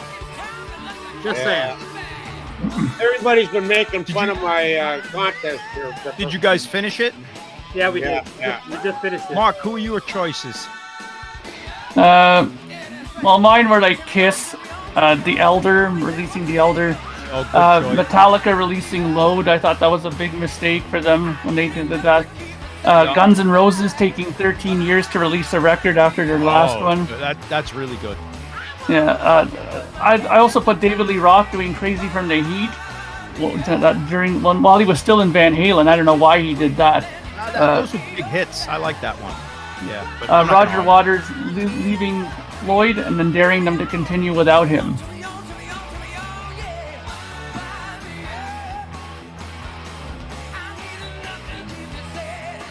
The top 5 were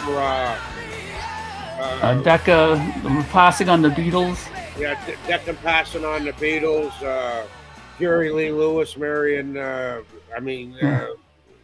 kid. And what were the other ones? Sinead O'Connor. Sinead O'Connor, Billy Squire, Rock Me Tonight. And Mountain, not was it? going to Woodstock. Yeah, Mountain's manager telling them that they didn't want to be on the video. Yeah, that was bad.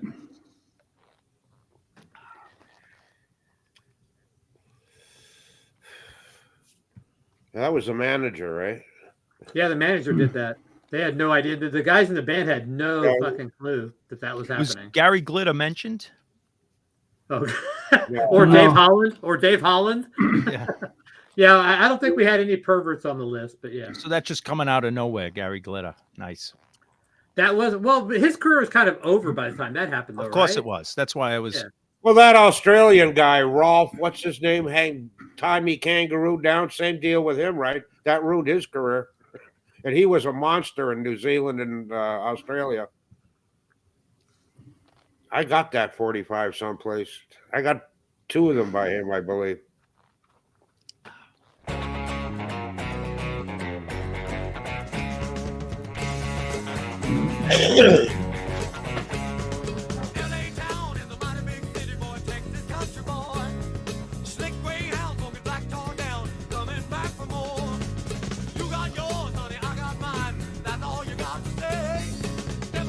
So there was what a great bar we went to. It was like a bar, like a club where they had the bands, and on the side was a bar, but they had a record store there too.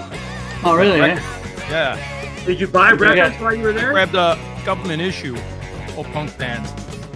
An OG? No, it's a reissue, but $15. I didn't have it. We just got singles from one of the opening bands, upstate New York band. Pretty good. Nice. And they put out a cassette. Oh, cassette. Look at that, like old school, totally. Yeah, doesn't it look great? Yeah. The only Bad problem career is move, they putting cover your shit out on cassette. they covered a Billy Joel song. You May Be Right. They were from New York. And it was Oh. awful. I had to leave the room. I thought you're gonna maybe change your mind on Billy then. No. Well, I gave him grief over it. They covered the Hollywood Brats, Tumble With Me, which is a great tune. I think it's on one of these singles.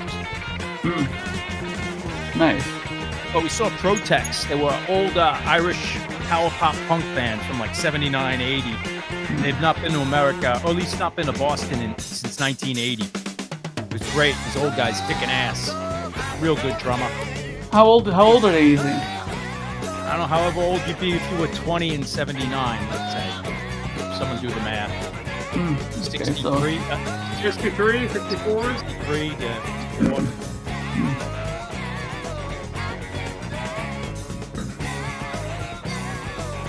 Great band, Protex. Nice.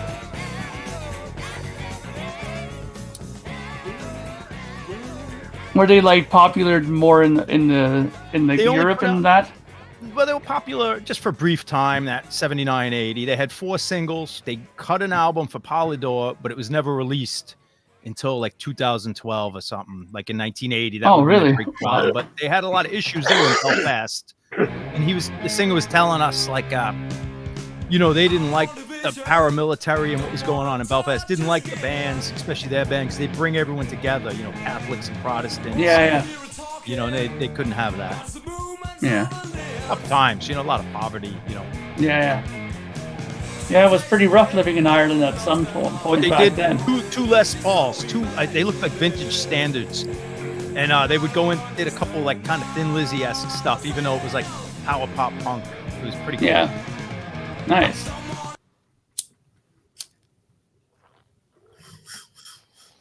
Did you get your, obviously you got it working. Did you figure out your problem there, Patrick? Well, I did till right now. But yeah, I'm good. User error. Yeah, same error as this band. A little similar, like maybe not as heavy metal, but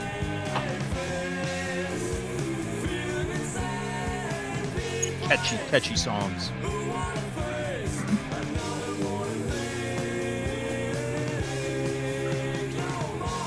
Yeah, Travis, that was my number 2 there.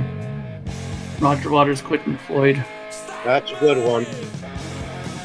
Well, I mean, he had a big mouth, that guy. He was saying that these guys are not going to do anything without me. There's no point in them continuing without me. And next thing, he had to realize that the name Pink Floyd was bigger than he was, right? Well, I mean, it's not like Pink Floyd put out any great records except for Momentary Lapse of Reason after that. Neither did Roger Waters, except for like maybe Amused to Death. I mean, it's kind of a tie. No way. The pros and Roger cons Waters' was output is terrible. What? Roger Waters' output is terrible. Well, Amused to Death is not bad. Pros and Cons isn't bad. Pros Pros and Cons is garbage. Radio Chaos is horrible. Yeah. Pros and Cons is bad. It's a very bad album. Yeah, but come on, man. I mean, it's not like after Momentary Lapse of Reason, Division Bell had a few good songs on it. But Division Bell was good, man. It was okay. It wasn't great. Well, I mean, the sold-out arenas would disagree with you probably, and the half-empty places that Roger Waters played. Well, hang on a second.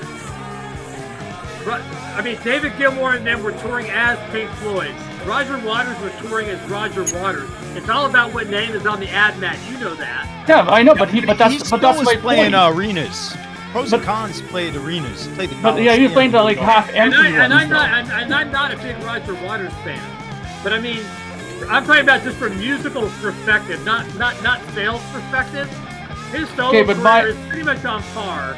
But what I'm saying, no. Listen. What I'm saying is that when he left, then he was saying egotistically that he could do whatever he wanted because he was the writer of the band and they would never equal what he did, and he was wrong. His career didn't come back after Pink Floyd until they retired completely. Floyd. Yeah, it wasn't until Waters went on an ego trip. That's what happened to Waters.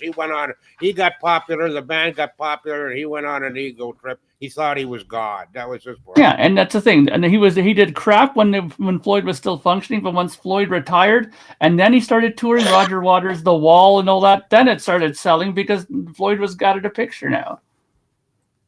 Anyone mention Judas Priest has bad career moves? Yeah, somebody did.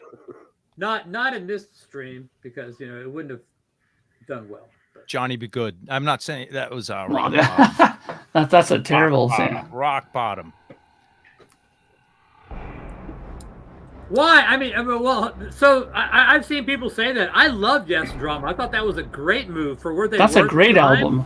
That was the Kickstarter they need after after Tormato and that shit. It's like, yeah, give me fucking Yes Drama. Drama's great. Yeah. Did Metal Machine Music kill his career trajectory? I don't know. You might be right. He always had those. I have to think. What were the albums before Metal Machine? Because he was kind of like, he was always hit or miss. Like couple good songs off an album and then lousy one. Got a lot of garbage. Lou Reed. Yeah, a lot. He's kind of like Neil Young in a way. Not that I'm saying Neil Young has a lot of garbage, but like a lot of weird records with like couple Like trans, tracks. Yeah. where he sang everything through a vocoder. Yep. Actually, it's interesting. That was one of the people that was brought up in one of these topics too, saying that one of the big weird things was David Geffen suing Neil Young for not being Neil Young. That he was saying that the records that he put out when Geffen signed them were not Neil Young records that they got. Yep. Yeah, that was he sued him, eh? Yeah. Yeah. I don't think David Geffen won that, but yeah. Kind of like suing John Fogerty for ripping off Elf kind of thing. Well, right now, Jerry Lee Lewis is winning the poll, and then comes Decca, and then comes Billy Squire, and then come, as usual, Elvis joining the army. Was that mentioned? How about Elvis? Elvis going with Colonel Parker and never touring Europe. Elvis was drafted. He didn't join. Yes, you're right. But he could have got out. I would say like the Elvis band getting Love. drafted. I would say the band Love never touring, never leaving to California, and letting the Doors take over that spot for them. Actually, hey Bobby, where did Elvis go when he got drafted? Was he an army guy or what was he? The army, He was right? an army guy. Yeah, did he actually go into battle or anything, or what happened No, it with was him? in the 50s. No. He was stationed in Oh, Germany. okay. Germany. He went to Germany. This is where he went, right? And actually, the job that he had was one NB is all about of them jail. milk and cookies jobs. I forget what it was, right? But Oh, okay. he had to get the haircut and he had to wear the clothes, but there was photographers around him. I mean, it's Elvis. You know what I'm saying? Yeah. So he wasn't in any direct Germany is in danger. jailbait because it was legal. And he was young too. You have the parents' permission. It was legal. Old laws back then. Dude, she was 13 and his first cousin. He was like 23. I'm not defending it. Legal does not make it Was right. he 20? He was 23. Yeah. Was the wedding present a banjo? Da-da-da-da-da.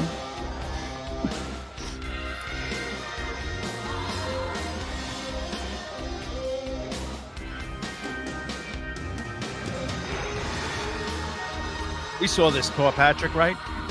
Yes. I saw it twice. I was Acid. looking through old. I was on shrooms. I saw it twice. I had 2 different ticket stubs. They must have came around. Last time I took acid was on this concert. And it was well worth it. I bet. That's when I didn't want to say this. Yeah, that's what I just said, Eric. Yeah, I mean, Love didn't tour outside of California, and it really hurt them. Love. Oh, the band Love. Yeah. Not the girl on Rachel. No, and not the emotion.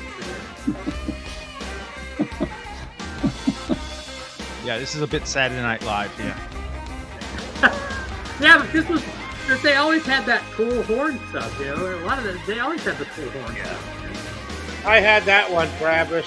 Prince with the blip thing. I had that one. That was stupid. Saturday Night Live.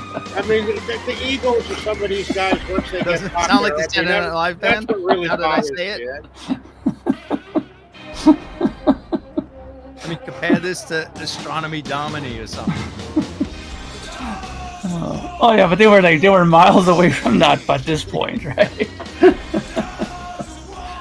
One thing Did you say like Saturday Night Live? Fucking Yeah. Pink Floyd? Oh man. I can hear it when that saxophone comes up. You can just see them fading. Are you talking David like Gilmour and the G. G. Smith Band. G. Smith. You know what's funny though, John? Maybe even Paul Schaefer, like on the keyboards. But you know what's funny though? There was an actual episode where David Gilmour was on with them, and he did jam with G. Smith and those guys. Yeah, I don't doubt it. Yeah. And Eddie Van Halen. Yeah. He did that. He did the single with Brian Ferry. There was it. Give Blood. What was it? Yeah. I can't remember. Oh yeah. Confused. There was something with Give Blood. That might not be it. There was a Brian Ferry single. Well, the replacements were so drunk, man, that they got banned. They were so drunk. Oh, look. We have an actual list. The first one ever. Well, Bon Scott hanging out with Pete Way, that's his problem. Yeah, I don't know. You know the story. I mean, I know they told Patrick, but it might have been a heroin overdose. Bon Scott thing. Yeah, Marvin Gaye going to a family reunion. Yeah. Marvin Gaye not ducking. Yeah. Fuck. Would it kill you to spend more time with your Time with father? your family. Yeah. Oh, that's sad though. Well, he went to France. You know, he didn't like the way he was being treated over in the States, right? And a lot of black guys, actually, you know, over a century, black people went to France because they got treated a lot better, right? Yeah. David Crosby being himself. Yeah. That's true, eh? Another guy with an ego, right? Not anymore. Yeah, I couldn't deal with that guy. It's a funny thing, eh? People that all of a sudden they get the super big ego, they're usually idiots, right? They're usually not somebody you want to be around, right? They're fuck ups in a sense, right? And then you get guys that they're still the same no matter how many billions of dollars they got. And Keith Richards is a perfect example of that. And I already told a story or two about him being just a regular guy, right? Regular That's guy, one but you know, It's one of the reasons I love him, man. he's a bit of a pampered guy, though. You know, he hasn't carried an amplifier. Everybody, well, even when he was a kid, 1962. he was good looking. He was a boy, you know. He was, you know, like He wasn't good looking. He wasn't good looking till like 67. wow. You mean the ears you're talking about? Yeah, the ears? his pimples. No, Yeah, he did I remember a little him bit for him to grow into his looks. in '64. It was all Mick Jagger and Keith Richards were the good looking guys. You know, later on they called them the Glimmer Twins, right?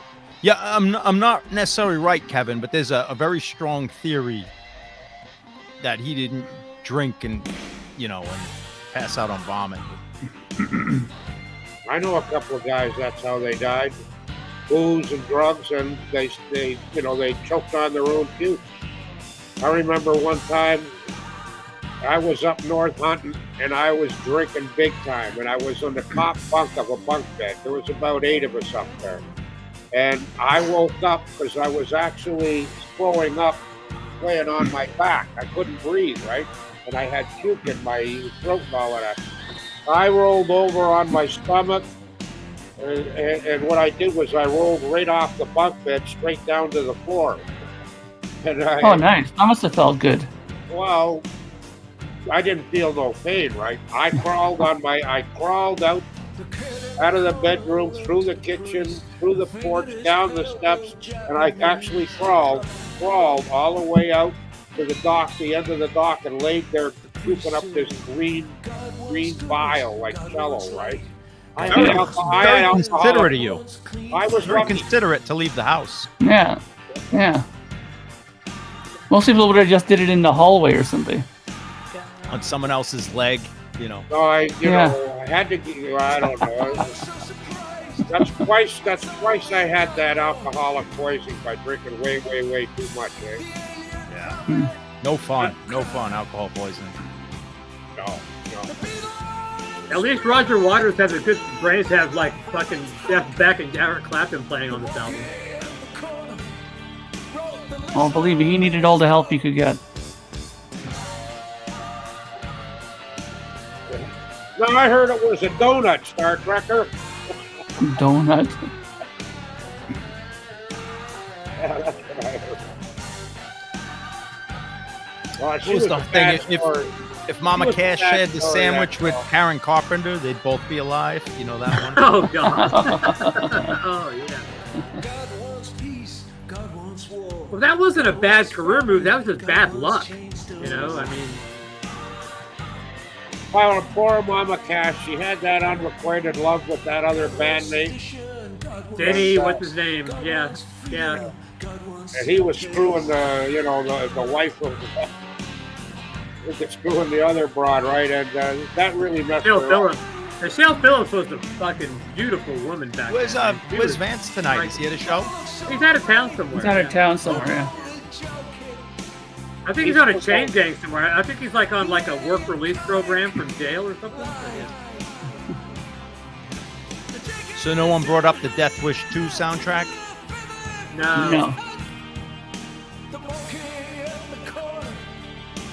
The cool thing about that Elvis Costello thing is that they were banned, and then the Beastie Boys came on, and they fucking started doing Sabotage, and they went into fucking Radio, and Elvis Costello came in. His band was over years later with the Beastie Boys, so they do Radio instead of Sabotage.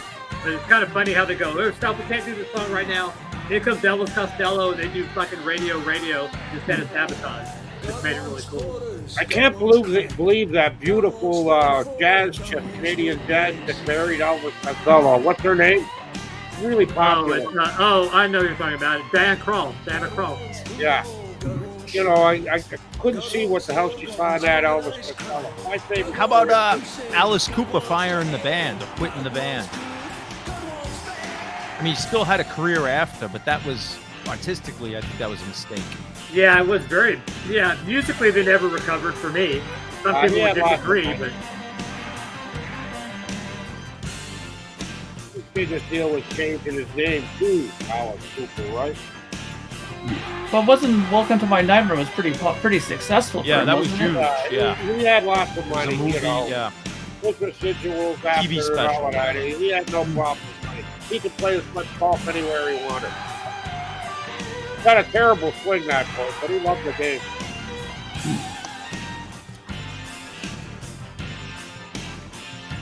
Little Richard finding religion. That was a career killer. He never recovered. no.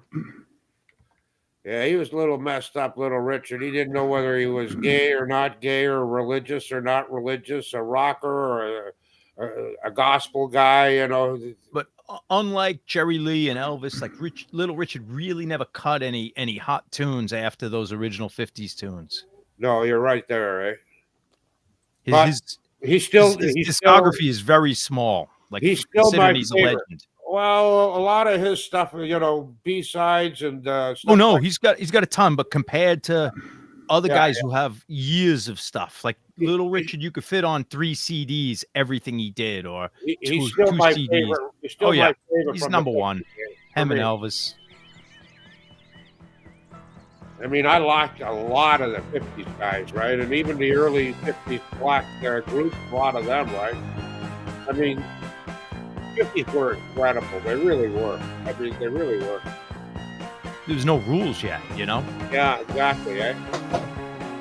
There was no monster egos either, right? They're all fucking, most of them were kids, right? They sure got screwed out of the money, though, all of them, right? Yep. If you owned a record company back then, you did really good. You were driving a Lincoln Continental or a Cadillac for sure. Nobody drove Mercedes in them days. If you had money, it was either a Cadillac, a Rolls Royce, or a Lincoln Continental. Did you ever see the Bo Diddley, when Bo Diddley played Ed Sullivan? They told him he was supposed to play 16 Tons by Tennessee Ernie Ford. Yeah. And he just played Bo Diddley.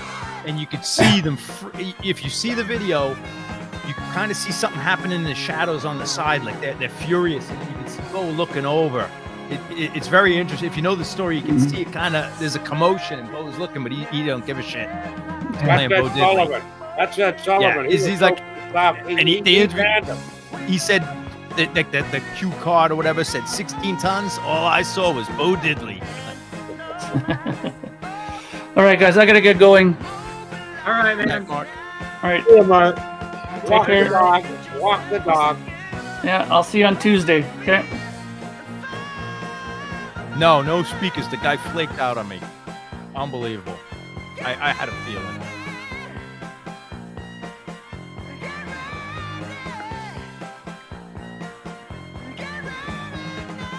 I was just watching a documentary about like A lot of guys did that on it. Mark IV version of Deep Purple, where they talked about Glenn Hughes and Tommy Bolin and this, and how this was like Glenn Hughes' re-audition. Like he literally had to audition for the band on that butterfly ball thing. This dude was so fucked up. Yeah, he was playing. I don't know if he played already. He's playing New Hampshire, but I'm not going to make it up there. Too far. Dude. Glenn Hughes. Oh yeah, he's playing with he's touring with Ingve, right? I don't know. Oh, it was just him on his own, but I think it already passed. It was a couple weeks ago. Sarah was like, I don't want to go. It's too far. He's on that Monsters of Rock cruise right now. Looked like he had a good set list. You know, a lot of Deep Purple. You have new stands then for those speakers they're selling, or no? No, nothing changed. So like, I was emailing this guy who was selling these speakers, and like he didn't get back to me, and I had days off. I'm like, all right, well now you're gonna have to wait. I said, I work 12 hours a day or whatever. I'm not good till Sunday. He's like, can you come Sunday morning? I said, anytime. Give me the time and place. Then he doesn't email me. Doesn't email, and then I finally emailed him a couple of times, and this morning he says, oh, they're already pending. I'm like, think so, Jeff. Sales pending. Like, how the hell's it pending? I emailed you on the 23rd, and like, I could come right now. Like, he just didn't want to sell them. Like, if someone bought them before me, that's cool, but it's hard not to get so pissed off when that happens. It's like, whatever. But I had a feeling, because you well, just I mean, tell you sit there, sometimes Trekker, by you the see that about delay. Steve Marriott. You know, Steve Marriott lighting that cigarette when he was like drunk in bed. You know, it's like, well, you know. And the radio was in the hands of such a lot of fools trying to anesthetize the way that you. I ran into, I don't know if you know Jason Hook, another VC guy, a little more punk rock. I ran into him tonight, if anyone knows him. You better listen to the voice of reason. But they don't give you any choice because they think that it's treason. Yeah, it's not a scam. The guy's on selling stuff. I think he just wants to show off his stuff. He doesn't want to actually get rid of it. It's like those guys that go to record shows, man, and Exactly. year after year, and fucking just pull in boxes of records. They just want to talk about. Yeah, they just want to show their they don't want to collection. sell it. I Yeah. think that's what this guy does, because he's got a ton of stuff. I've been seeing him putting stuff up online for years. I see lots of people like that at record shows, and the same people. And I'll go to San Francisco next month, and there'll be guys that do that here. They lug that shit all over California. Just to talk. They'll rent 2 tables and like have like Iron Maiden out for $200 a pop. You know, they don't want to sell that shit. You know, No, they they're never just lower their prices. social with their other seller Yeah. buddies, and they It's like, you know, I can't talk to anybody. You Neon know, on it's the like, Belmonts or whatever.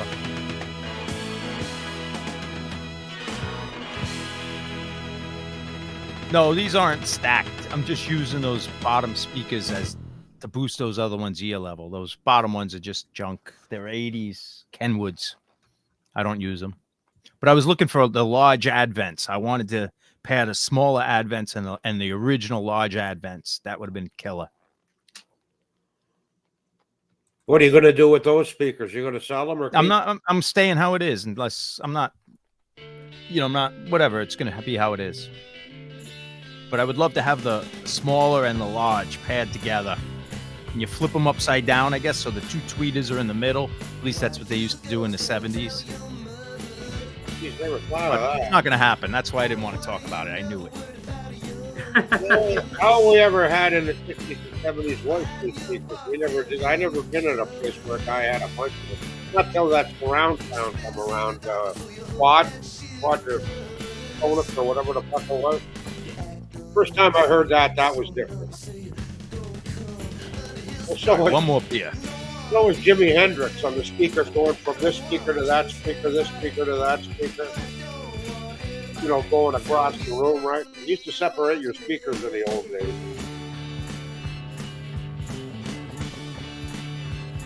Now people like to keep them, I don't know, 4 or 5, 6 feet apart. In the old days, we'd get them further apart than that.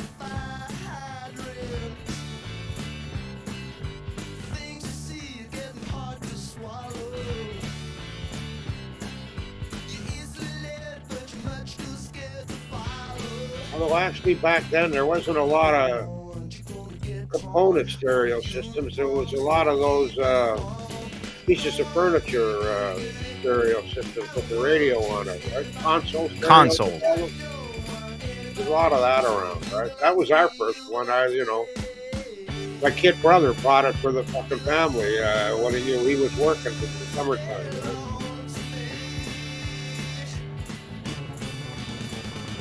My old man was pissed off when he seen it Christmas morning. Where'd that come from? I think Jerry Lee Lewis is going to win or lose the poll, depending on how you look at it. But Jerry is going to lose or win the poll. So people Killer, agree baby. that, Love him. that Jerry Lee Lewis marrying his cousin was the worst career move ever.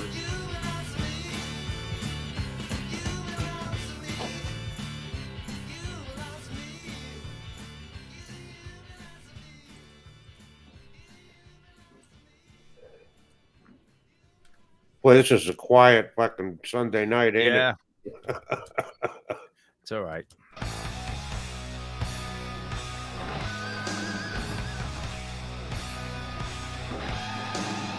Yeah, it's upside down, George. They fell.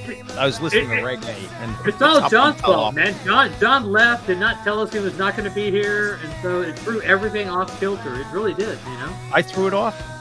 Yeah, I because thought I it thought was you were, come I out thought you were help all in, man. You were talking about having a list. You were talking about. Oh no, being here, I knew you I know? wasn't good. I knew I was going out. I knew I You didn't wasn't let good. me know. It so seemed you like a didn't lot let of me work. know. Sorry. Reason. That's 3 channel stereo. I don't know if I could think of too much. I could think of bands that got lousy, but like bad. I only really- did 7. So no, Yeah, I half didn't even of ask it- you. What did you have? I had. Let me see. Nothing earth shattering. I can tell you that. I wouldn't have any Earth Shattering. I had Jason Everman leaving Nirvana and Soundgarden to go to the Army. Ashley Simpson lip syncing on SNL. Oh yeah. Peter Frampton, I'm in You album cover and Sgt. Pepper movie. Nick Abrams leaving Jethro Tull after the first album. Mick Taylor leaving the Stones. Billy Squire, Rock Me Tonight, and then Jerry Lee Lewis. You know. How about Man of War doing that one photo shoot where they were in loincloths? Killed their career in America. Well, what about Raven in Atlantic doing that one album on Yeah. Atlantic? You know, Yeah, that was well, bad too. there's that whole Hey, thing. Alex. Girl School, Raven, Anvil, and Saxon all Yeah. went commercial metal at the wrong time when they should have. And earlier, Twisted Sister. Twisted Sister were great, like meat and potatoes, like street metal band. And then they just went pop, trying to go for that MTV. Yeah, after 15-year-old. what was it? After Under the Blade. Come out and play, or that and Love Is for Suckers. It's just they thought they could be like MTV cartoons. Love is for suckers. I like that one.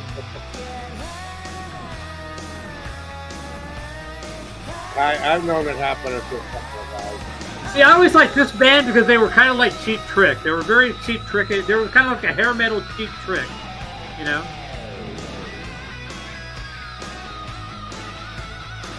They weren't as pretentious as the other hair metal bands. They had more of a psychedelic Who is kind this? of feel to them.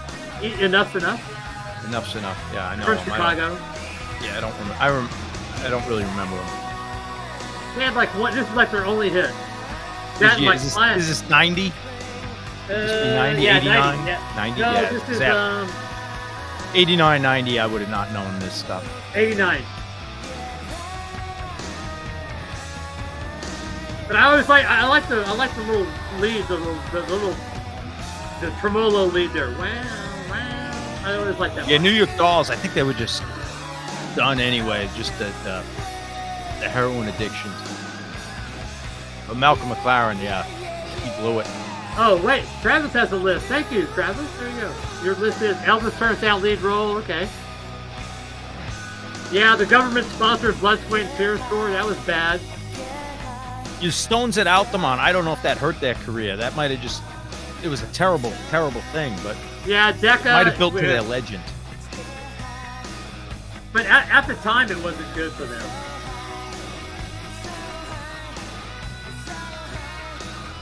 Sonny Barger.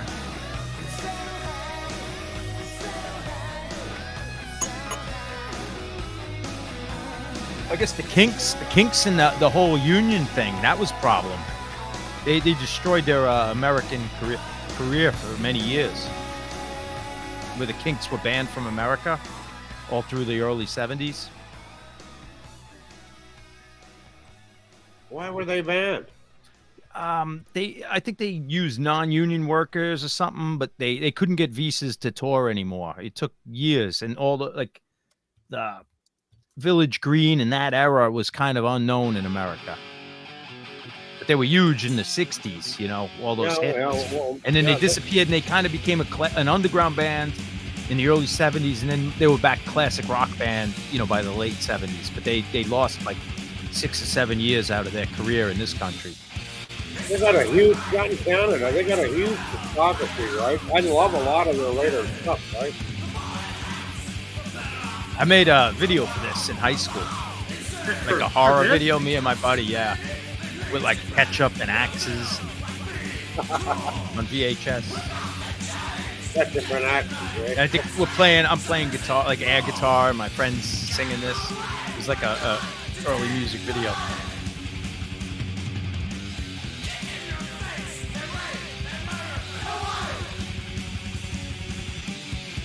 Yeah, two-pack, exactly, eh, Disco? Why did you pick a name like Disco Devil? You know Disco sucks, don't you? He's a big disco fan. Alex, big disco Alex fan. Big has reggae fan. Of like, yeah, a lot of reggae, soul, Reggae, rap. yes, yeah. soul, funk, yeah. Alex is not a one-trick pony, trust me. And don't give him a hard time, Bobby, because I like it.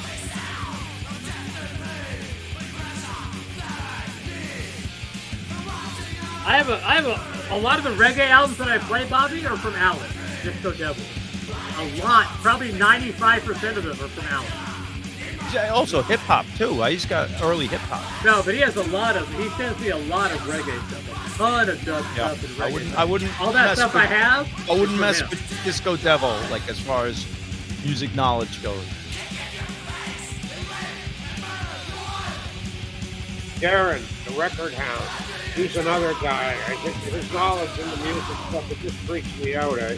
It does Everybody has there's a lot of smart people around here, man, and I know I know where to go. And a lot of stupid people too.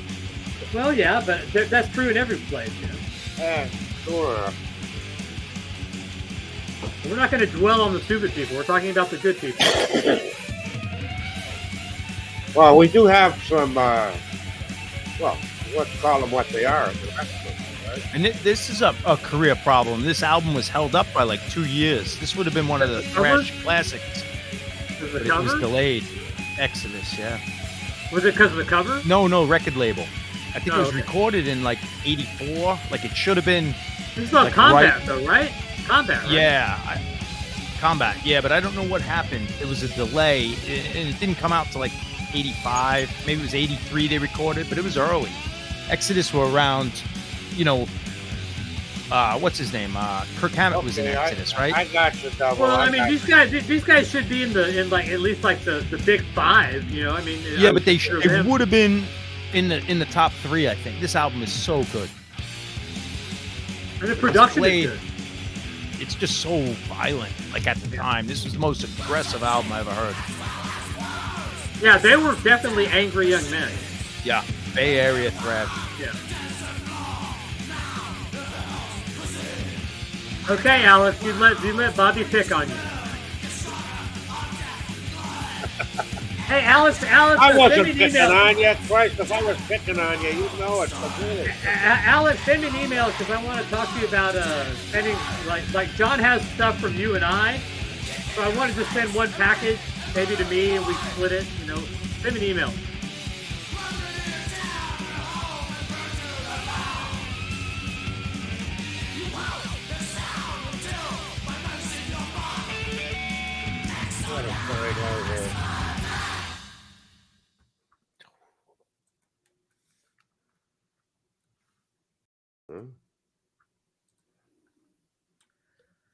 I wasn't prepared for this, but that's all right. We need a little break. This is where they hand out the sherbet or whatever.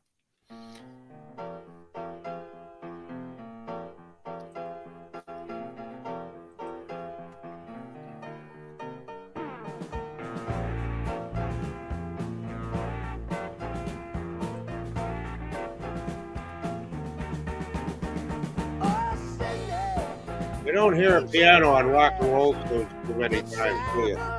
Yeah, Eddie, I saw you show that. That's cool.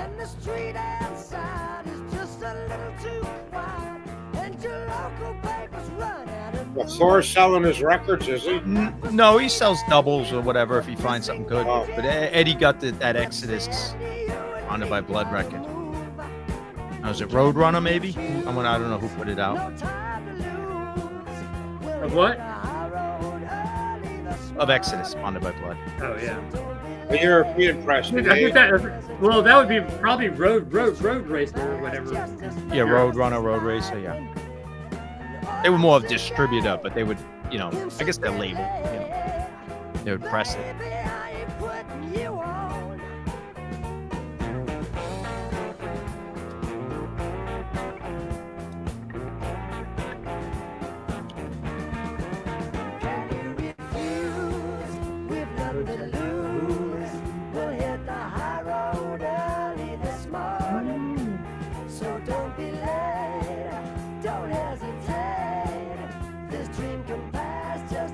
Pretty sad though, man. It took 2 people to replace Steve Marriott.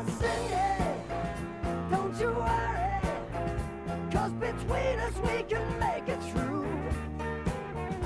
There ain't nothing, nothing in the world I can do without you.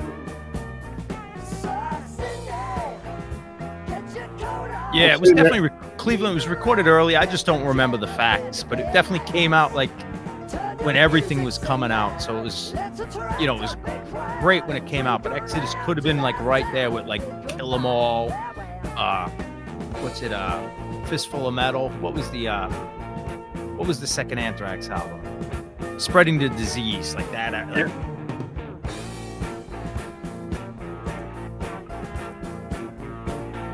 I seen Rod Stewart in an interview not too long ago where he was there with his wife. And the interviewer, a woman, was asking him, saying to him, you look so good, and you're in your late 70s, and you look like you're barely 50 years old, this and that. And he's just smiling, sitting there, and he points over to his wife. He says, it's young women that's kept me. Yeah. But she's just saying that because you look at Rod Stewart, he looks like he's. Well, I mean, Rod Stewart trades in a blonde every 20 years, man. Every 20 years he trades in a blonde. And all the grief Jerry Lee Lewis got for a 10-year difference. Yeah. Hey, tell me, Biff, when you were in a band rocking around, how were the women? Were the women treating you pretty good? Yeah, I hear all these stories about. I'm married, Bobby. You weren't famous enough, that's all. Music for Nations, Eddie. Yeah, that makes sense.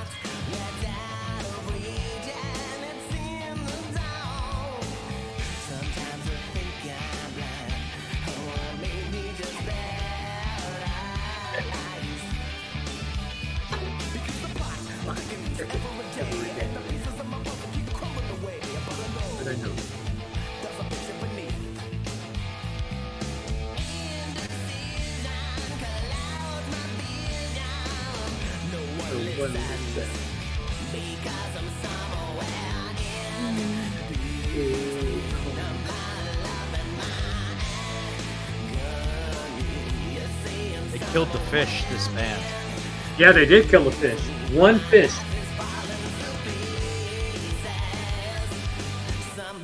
But it did not suffer. See you later, George. Good night, George. Good night, Wasega George. I've been working on that Kiss box set diligently. It's hard to do a 27 fucking 45 single box set, man. It's a lot of work. Wow.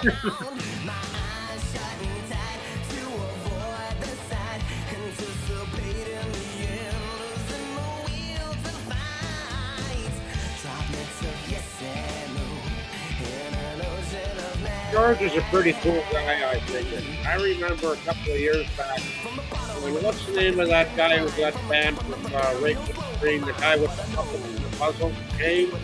And after whatever his name was. Yeah. Anyhow, he sent him VCLT, a package, and it was not only records, but it was all kinds of Beatles stuff and T-shirts. Must have cost him a couple of $100, and he sent it down to him just because. Well, they're both in Canada. Yeah, they're both in Canada. But I think George sent them many things. He's very generous. Yeah, but I sent him a lot of stuff. That one time, that's when I said, the guy just lives up in Wasaga Beach. I was going to take a bus up there and have a coffee with the guy, crack to him, because I figured this guy's got to be a nice guy, right? Even when I had that scooter thing and guys were sending me money, I closed it off after, one day it was closed, right? He messaged me. He wanted to give me money anyhow, right? And I said, no. I says, I got the money. Forget about it. Yeah. Oh, George, you're still there, eh? Yeah. I got a tough spot. Why? I never did understand why Rachel had a beef with him and banned him from the channel. I never did find out the reason why. Does anybody? Do you know why, Patrick? What? Why was James banned from Rachel's stream? I can tell you exactly why. I don't think he was banned. Well, so what happened was there was an incident with Groovy Lisa, and Groovy Lisa allegedly convinced James to go on Rachel's stream and say some shit. And so Rachel got mad and said, "Hey, if it wasn't for me, you would have blah blah blah." So then, I think it was just more of the separation of like James and Rachel. Must have hurt his feelings terrible, because James is doing fine on his own. James is, he has his own stream. He does his things. He has his followers, his friends, and that's really all he needs. He doesn't need 10,000 subs. He just needs 5 or 6 people that like to hang out with him and talk to him on Sunday night. He comes on Tuesday here, and he's good. Unless you're making money, you want to make money off of this. Like, who He cares? doesn't want to Like, make money. if I'm hanging out with you two, Yeah. and it doesn't matter. I'm just listening to music, having a beer, talking to 2 friends. I think the Rachel thing, became to where it became too routine, and people were like fucking getting sick of the puzzles and that kind of shit, and it almost became a parody of himself, and I think that wasn't very good for him either. To where he was a parody of what it was, Well, he was boring. He was boring as shit doing all that puppet stuff in the puzzle. Yeah, so now what are you gonna say? Eh? so now he has his own stream with his own people, and they have a good time. And I go check in on him all the time. He has a good stream. They have a lot of fun. There's, how many people are there? Is how many people are there? And he has a good time. I'm glad to hear that, because I thought it would, I thought he'd be crushed. What I thought, right? So he's definitely doing well on his own, and he comes on my stream on Tuesday, and we talk a lot, and and James is just James, man. He's him, and he does what he does, and I don't think anybody's mean to him anymore or says any bad shit to him, so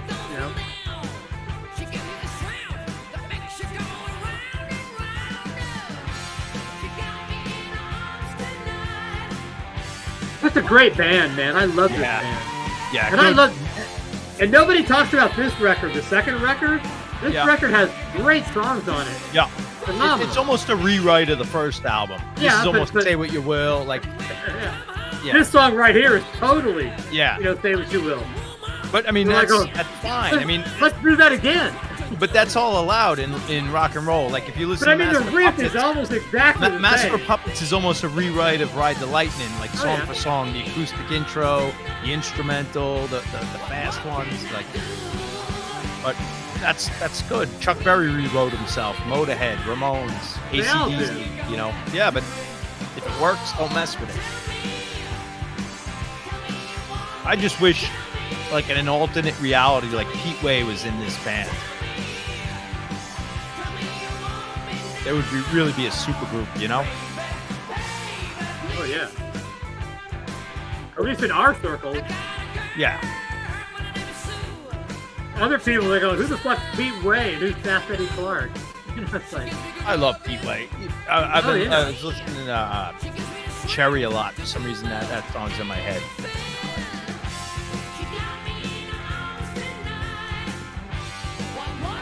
Hey, Lavelle. Lavelle is here. Greetings, Lavelle. How you doing, man?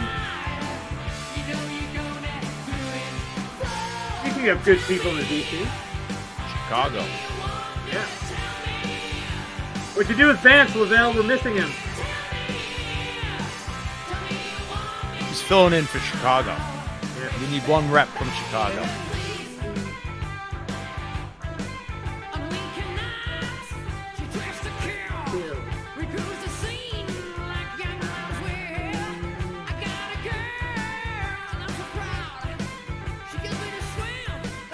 Did Eddie Kramer produce this? I think. I don't know. I really don't pull this record.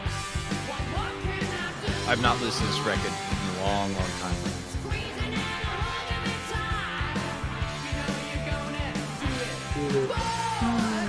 I got one album by it.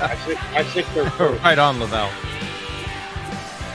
Yeah, Eddie Kramer produced the first album, and All Fired Up.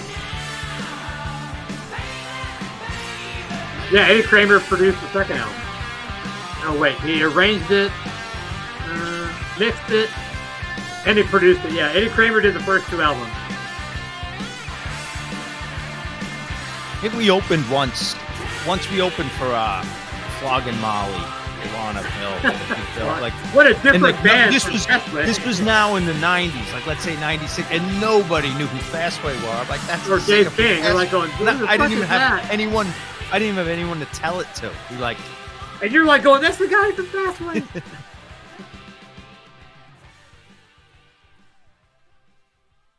Speaking of, we just mentioned this song, and I haven't heard this in a long time. Oh, I heard it like 3 times today. So. I haven't. So you mentioned UFO, I'm gonna play it, man.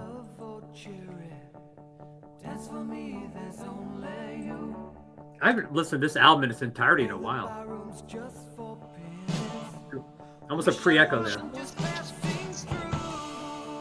right back. Tell me no secrets.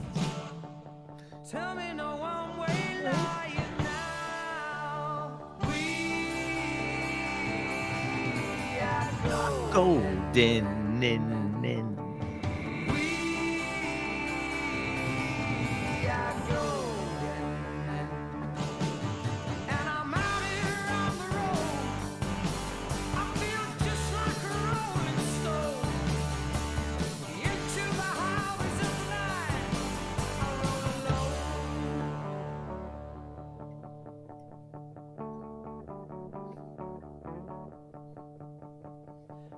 Tabletop, she's dancing, sitting smiling to your beer. Turn around, no cherry for me. Let me know you know I'm here. We are golden. We are golden.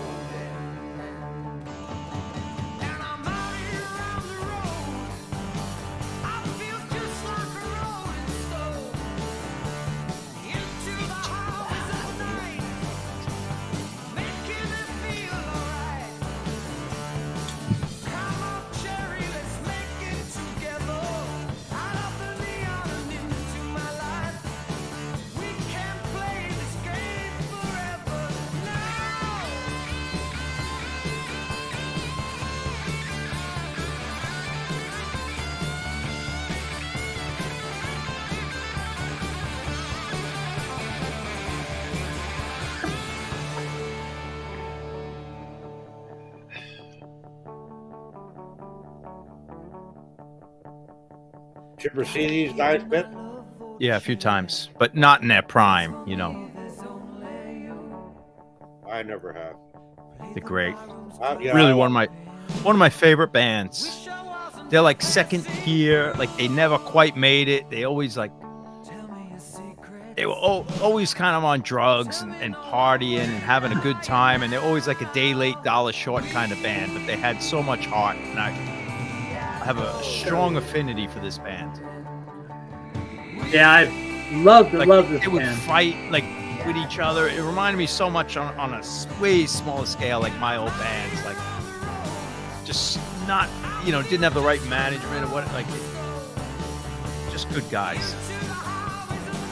Never had that one break, Yeah, never. And they would shoot themselves in the foot often. And they were Like, just go to a about to make it, studio like and, like Schenker much- leaving. Yeah, but too much partying, and then they extended the studio time too long, and the record company's mad, and they got to move it, and then they got to rush it at the last minute. Like, wonderful story. But I mean, after real that people. record, they were poised, to make it, and just, yeah. And they're kind of like, I mean, they are rock stars and stuff, but they're kind of like regular guys. Yeah.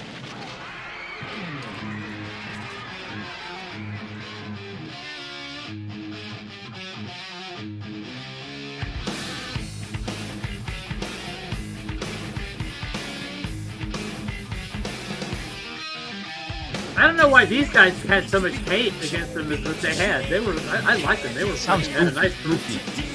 I got a couple. Bad name too. Ugly Kid Joe. I can think of a lot worse names than Ugly Kid Joe. I actually got this CD. Do you have this CD, Bobby? I do. I've got. I don't Is that have from that? much. Is that from that garage sale? That kid who sold all those CDs to you? Yeah. I remember that. You got like stacks of like Well, tons of good metal. I got 92 CDs, all metal, for $50. I remember that. He was selling them for $2 a piece, $3 a piece. Down on his luck, He was kid. always bumming cigarettes off of this guy here. He was in rehab, I know, for alcohol and cocaine, right? I knew another guy was in rehab with him. And I knew he was. I bought some things off the guy, right? He was always bumming cigarettes off me every time he seen me. I give him 2 every time, right? I remember that. That was like 6 years ago. Yeah, that was a while ago, right? And they were all metal too, eh? All Yeah, metal. it was a good store. Yeah.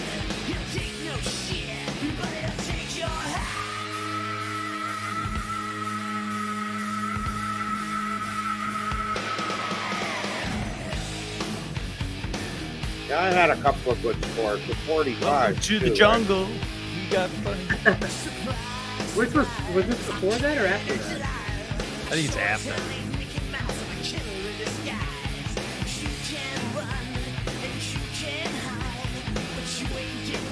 This guy Whitford Crane, that's the singer. Whitford Crane. I don't know. I just remember the name. I didn't pay attention to this. He was actually a really cool dude. I mean, he did like Sure. Yeah. he did like bartender for a night at the basement where he came in with like a bartender, like a promotional thing. A lot of Super it was nice guy. like where I was. Just because I was no longer into it doesn't mean it's bad. Good night, Cleveland. Good night, Cleveland. Later, Gator.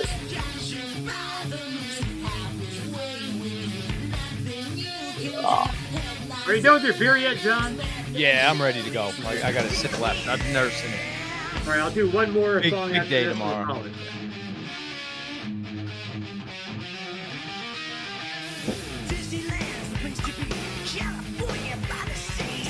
Yeah, I guess tonight's been a real disappointment.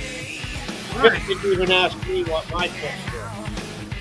Well, I figured you were the Jerry Lee. I figured you had Elvis. Go ahead, ask. What were they? I don't. I was more curious of Mark because I didn't know Well, where I he was know. coming. I figured me and you might have the same. Well, a few, right? But most of the ones, well, all of them, a lot of the stuff I picked, so did, some of the guys, right? But actually, there was only 3 of them that had 2.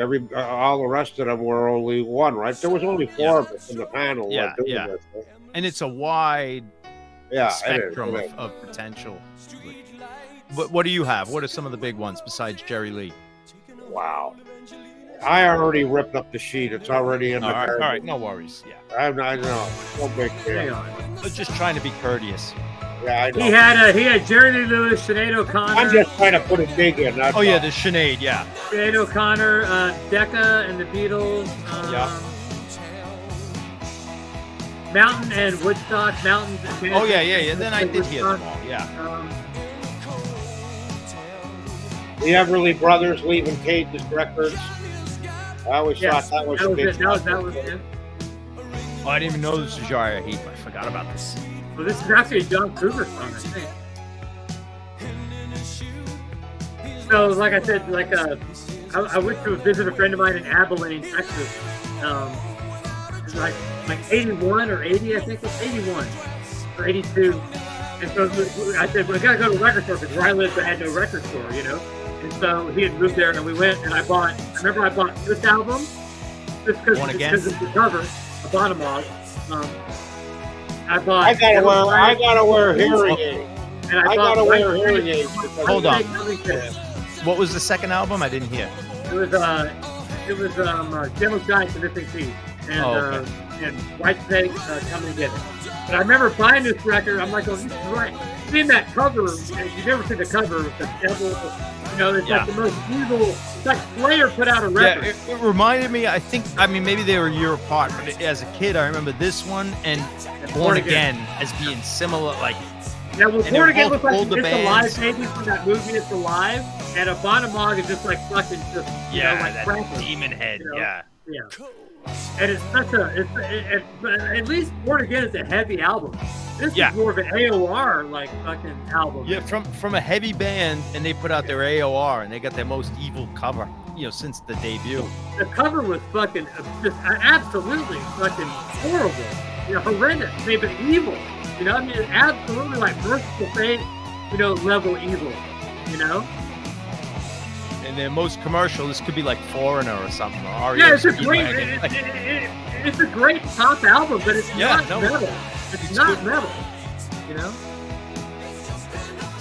It holds up. Like, if you know their whole career and go through the progression, it's a good record in their career. But like, if you're just a kid and you're like, Uriah Heep, Easy Living, and you buy this on the cover, total letdown. It's funny though, man. I went to a record store yesterday, and I'm looking over at the records, and I was trying to tell Mark what I bought. I could tell him maybe 90% of it.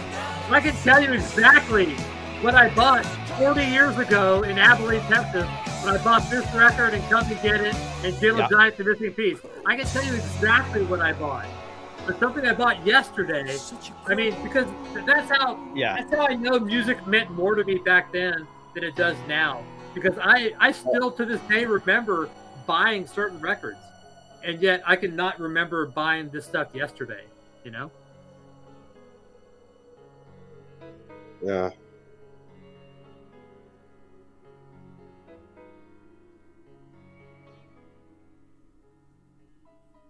Kind of ended on a downer. Yeah, that was kind of depressing. I'd do something else. What else could I do? Throw like Van Halen off that Zero, maybe, or something. I'm pretty close to that, so I'm in the Zero demos. There we go. No David Lee Roth, though. Well, it has to be David Lee Roth. There's no choice.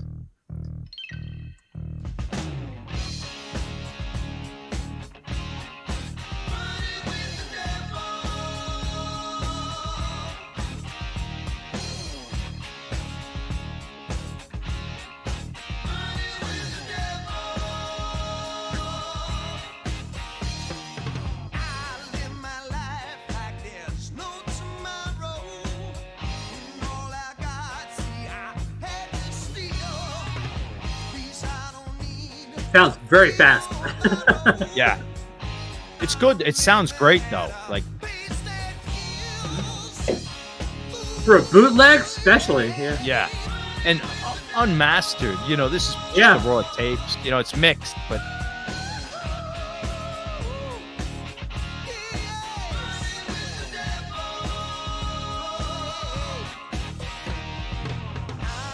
This sure got a lot of airtime on the radio. Not this though. This is not this version. This is the original version. This song. Yeah. You got two guitars going.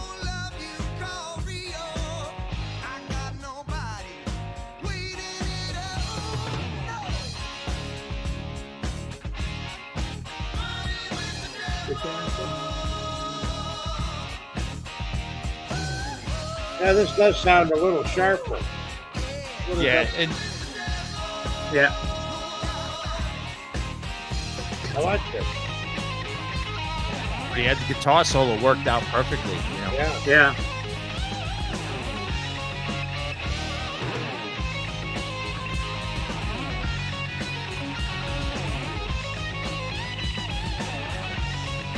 Wow, they're doing back and forth with the rhythm.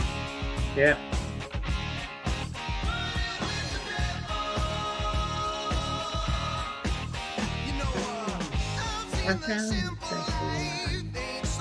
Play the one-handed bass.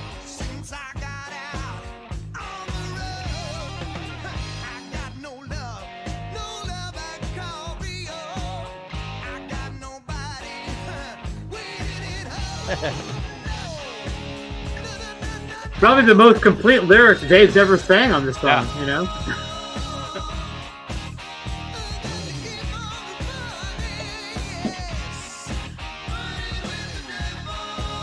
There's Mike singing backup.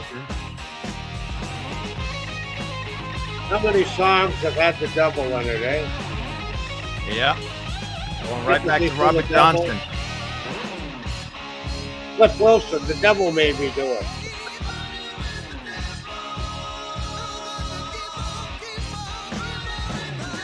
And Dave still doesn't know the lyrics. Yeah. Geraldine, Cliff Wilson. This is back when he could do splits in the air, you know. Yeah, that was great shit, though. He was a great showman. Oh, he's the best. Only Mick Jagger or Iggy Pop could beat him out. Or Jim Dandy. Yeah, Jim Dandy. I don't know. Jim Dandy mute. Yeah. Jim Dandy, that's where he got his stick from. I understand, but yeah. Jim Dandy couldn't sing either, but yeah. Yeah, that's the problem I have with Jim Dandy. I like the guy. Well, neither could David. David Lee Roth couldn't sing either. Yeah, you're right. You're right. All right, people. Now that All right, John's thanks finished his for beer, allowing me to and hang out we for have the last done few. Bobby's list. You can get rid of that list. Burn it, Bobby. Get rid of it. And That's ripped So- up in the garbage. Good night, Jeff. Good night, Lavelle. Good night, so- Retro so- Rave, so for Tuesday, Cleveland. think of See you, think peanut of, gallery. Adios, peanut gallery. think of your- Everybody. think of your pairs. We can pair up to compare on Tuesday. We can do a little, the bracket thing again. We can, pit songs against each other. So think about that, folks. Yeah, that was fun. And the that Peanut was Gallery fun. participates more. Yeah. That was fun. Yeah. All right, I'm out of here. Good night, guys. Top 10 best wigs in rock and roll. Yeah, Your wife wants that, John. So Sarah wants top 10 wigs in rock and roll. Good night, everybody. We'll see you on Tuesday. Thank you and bye. Everyone bailed.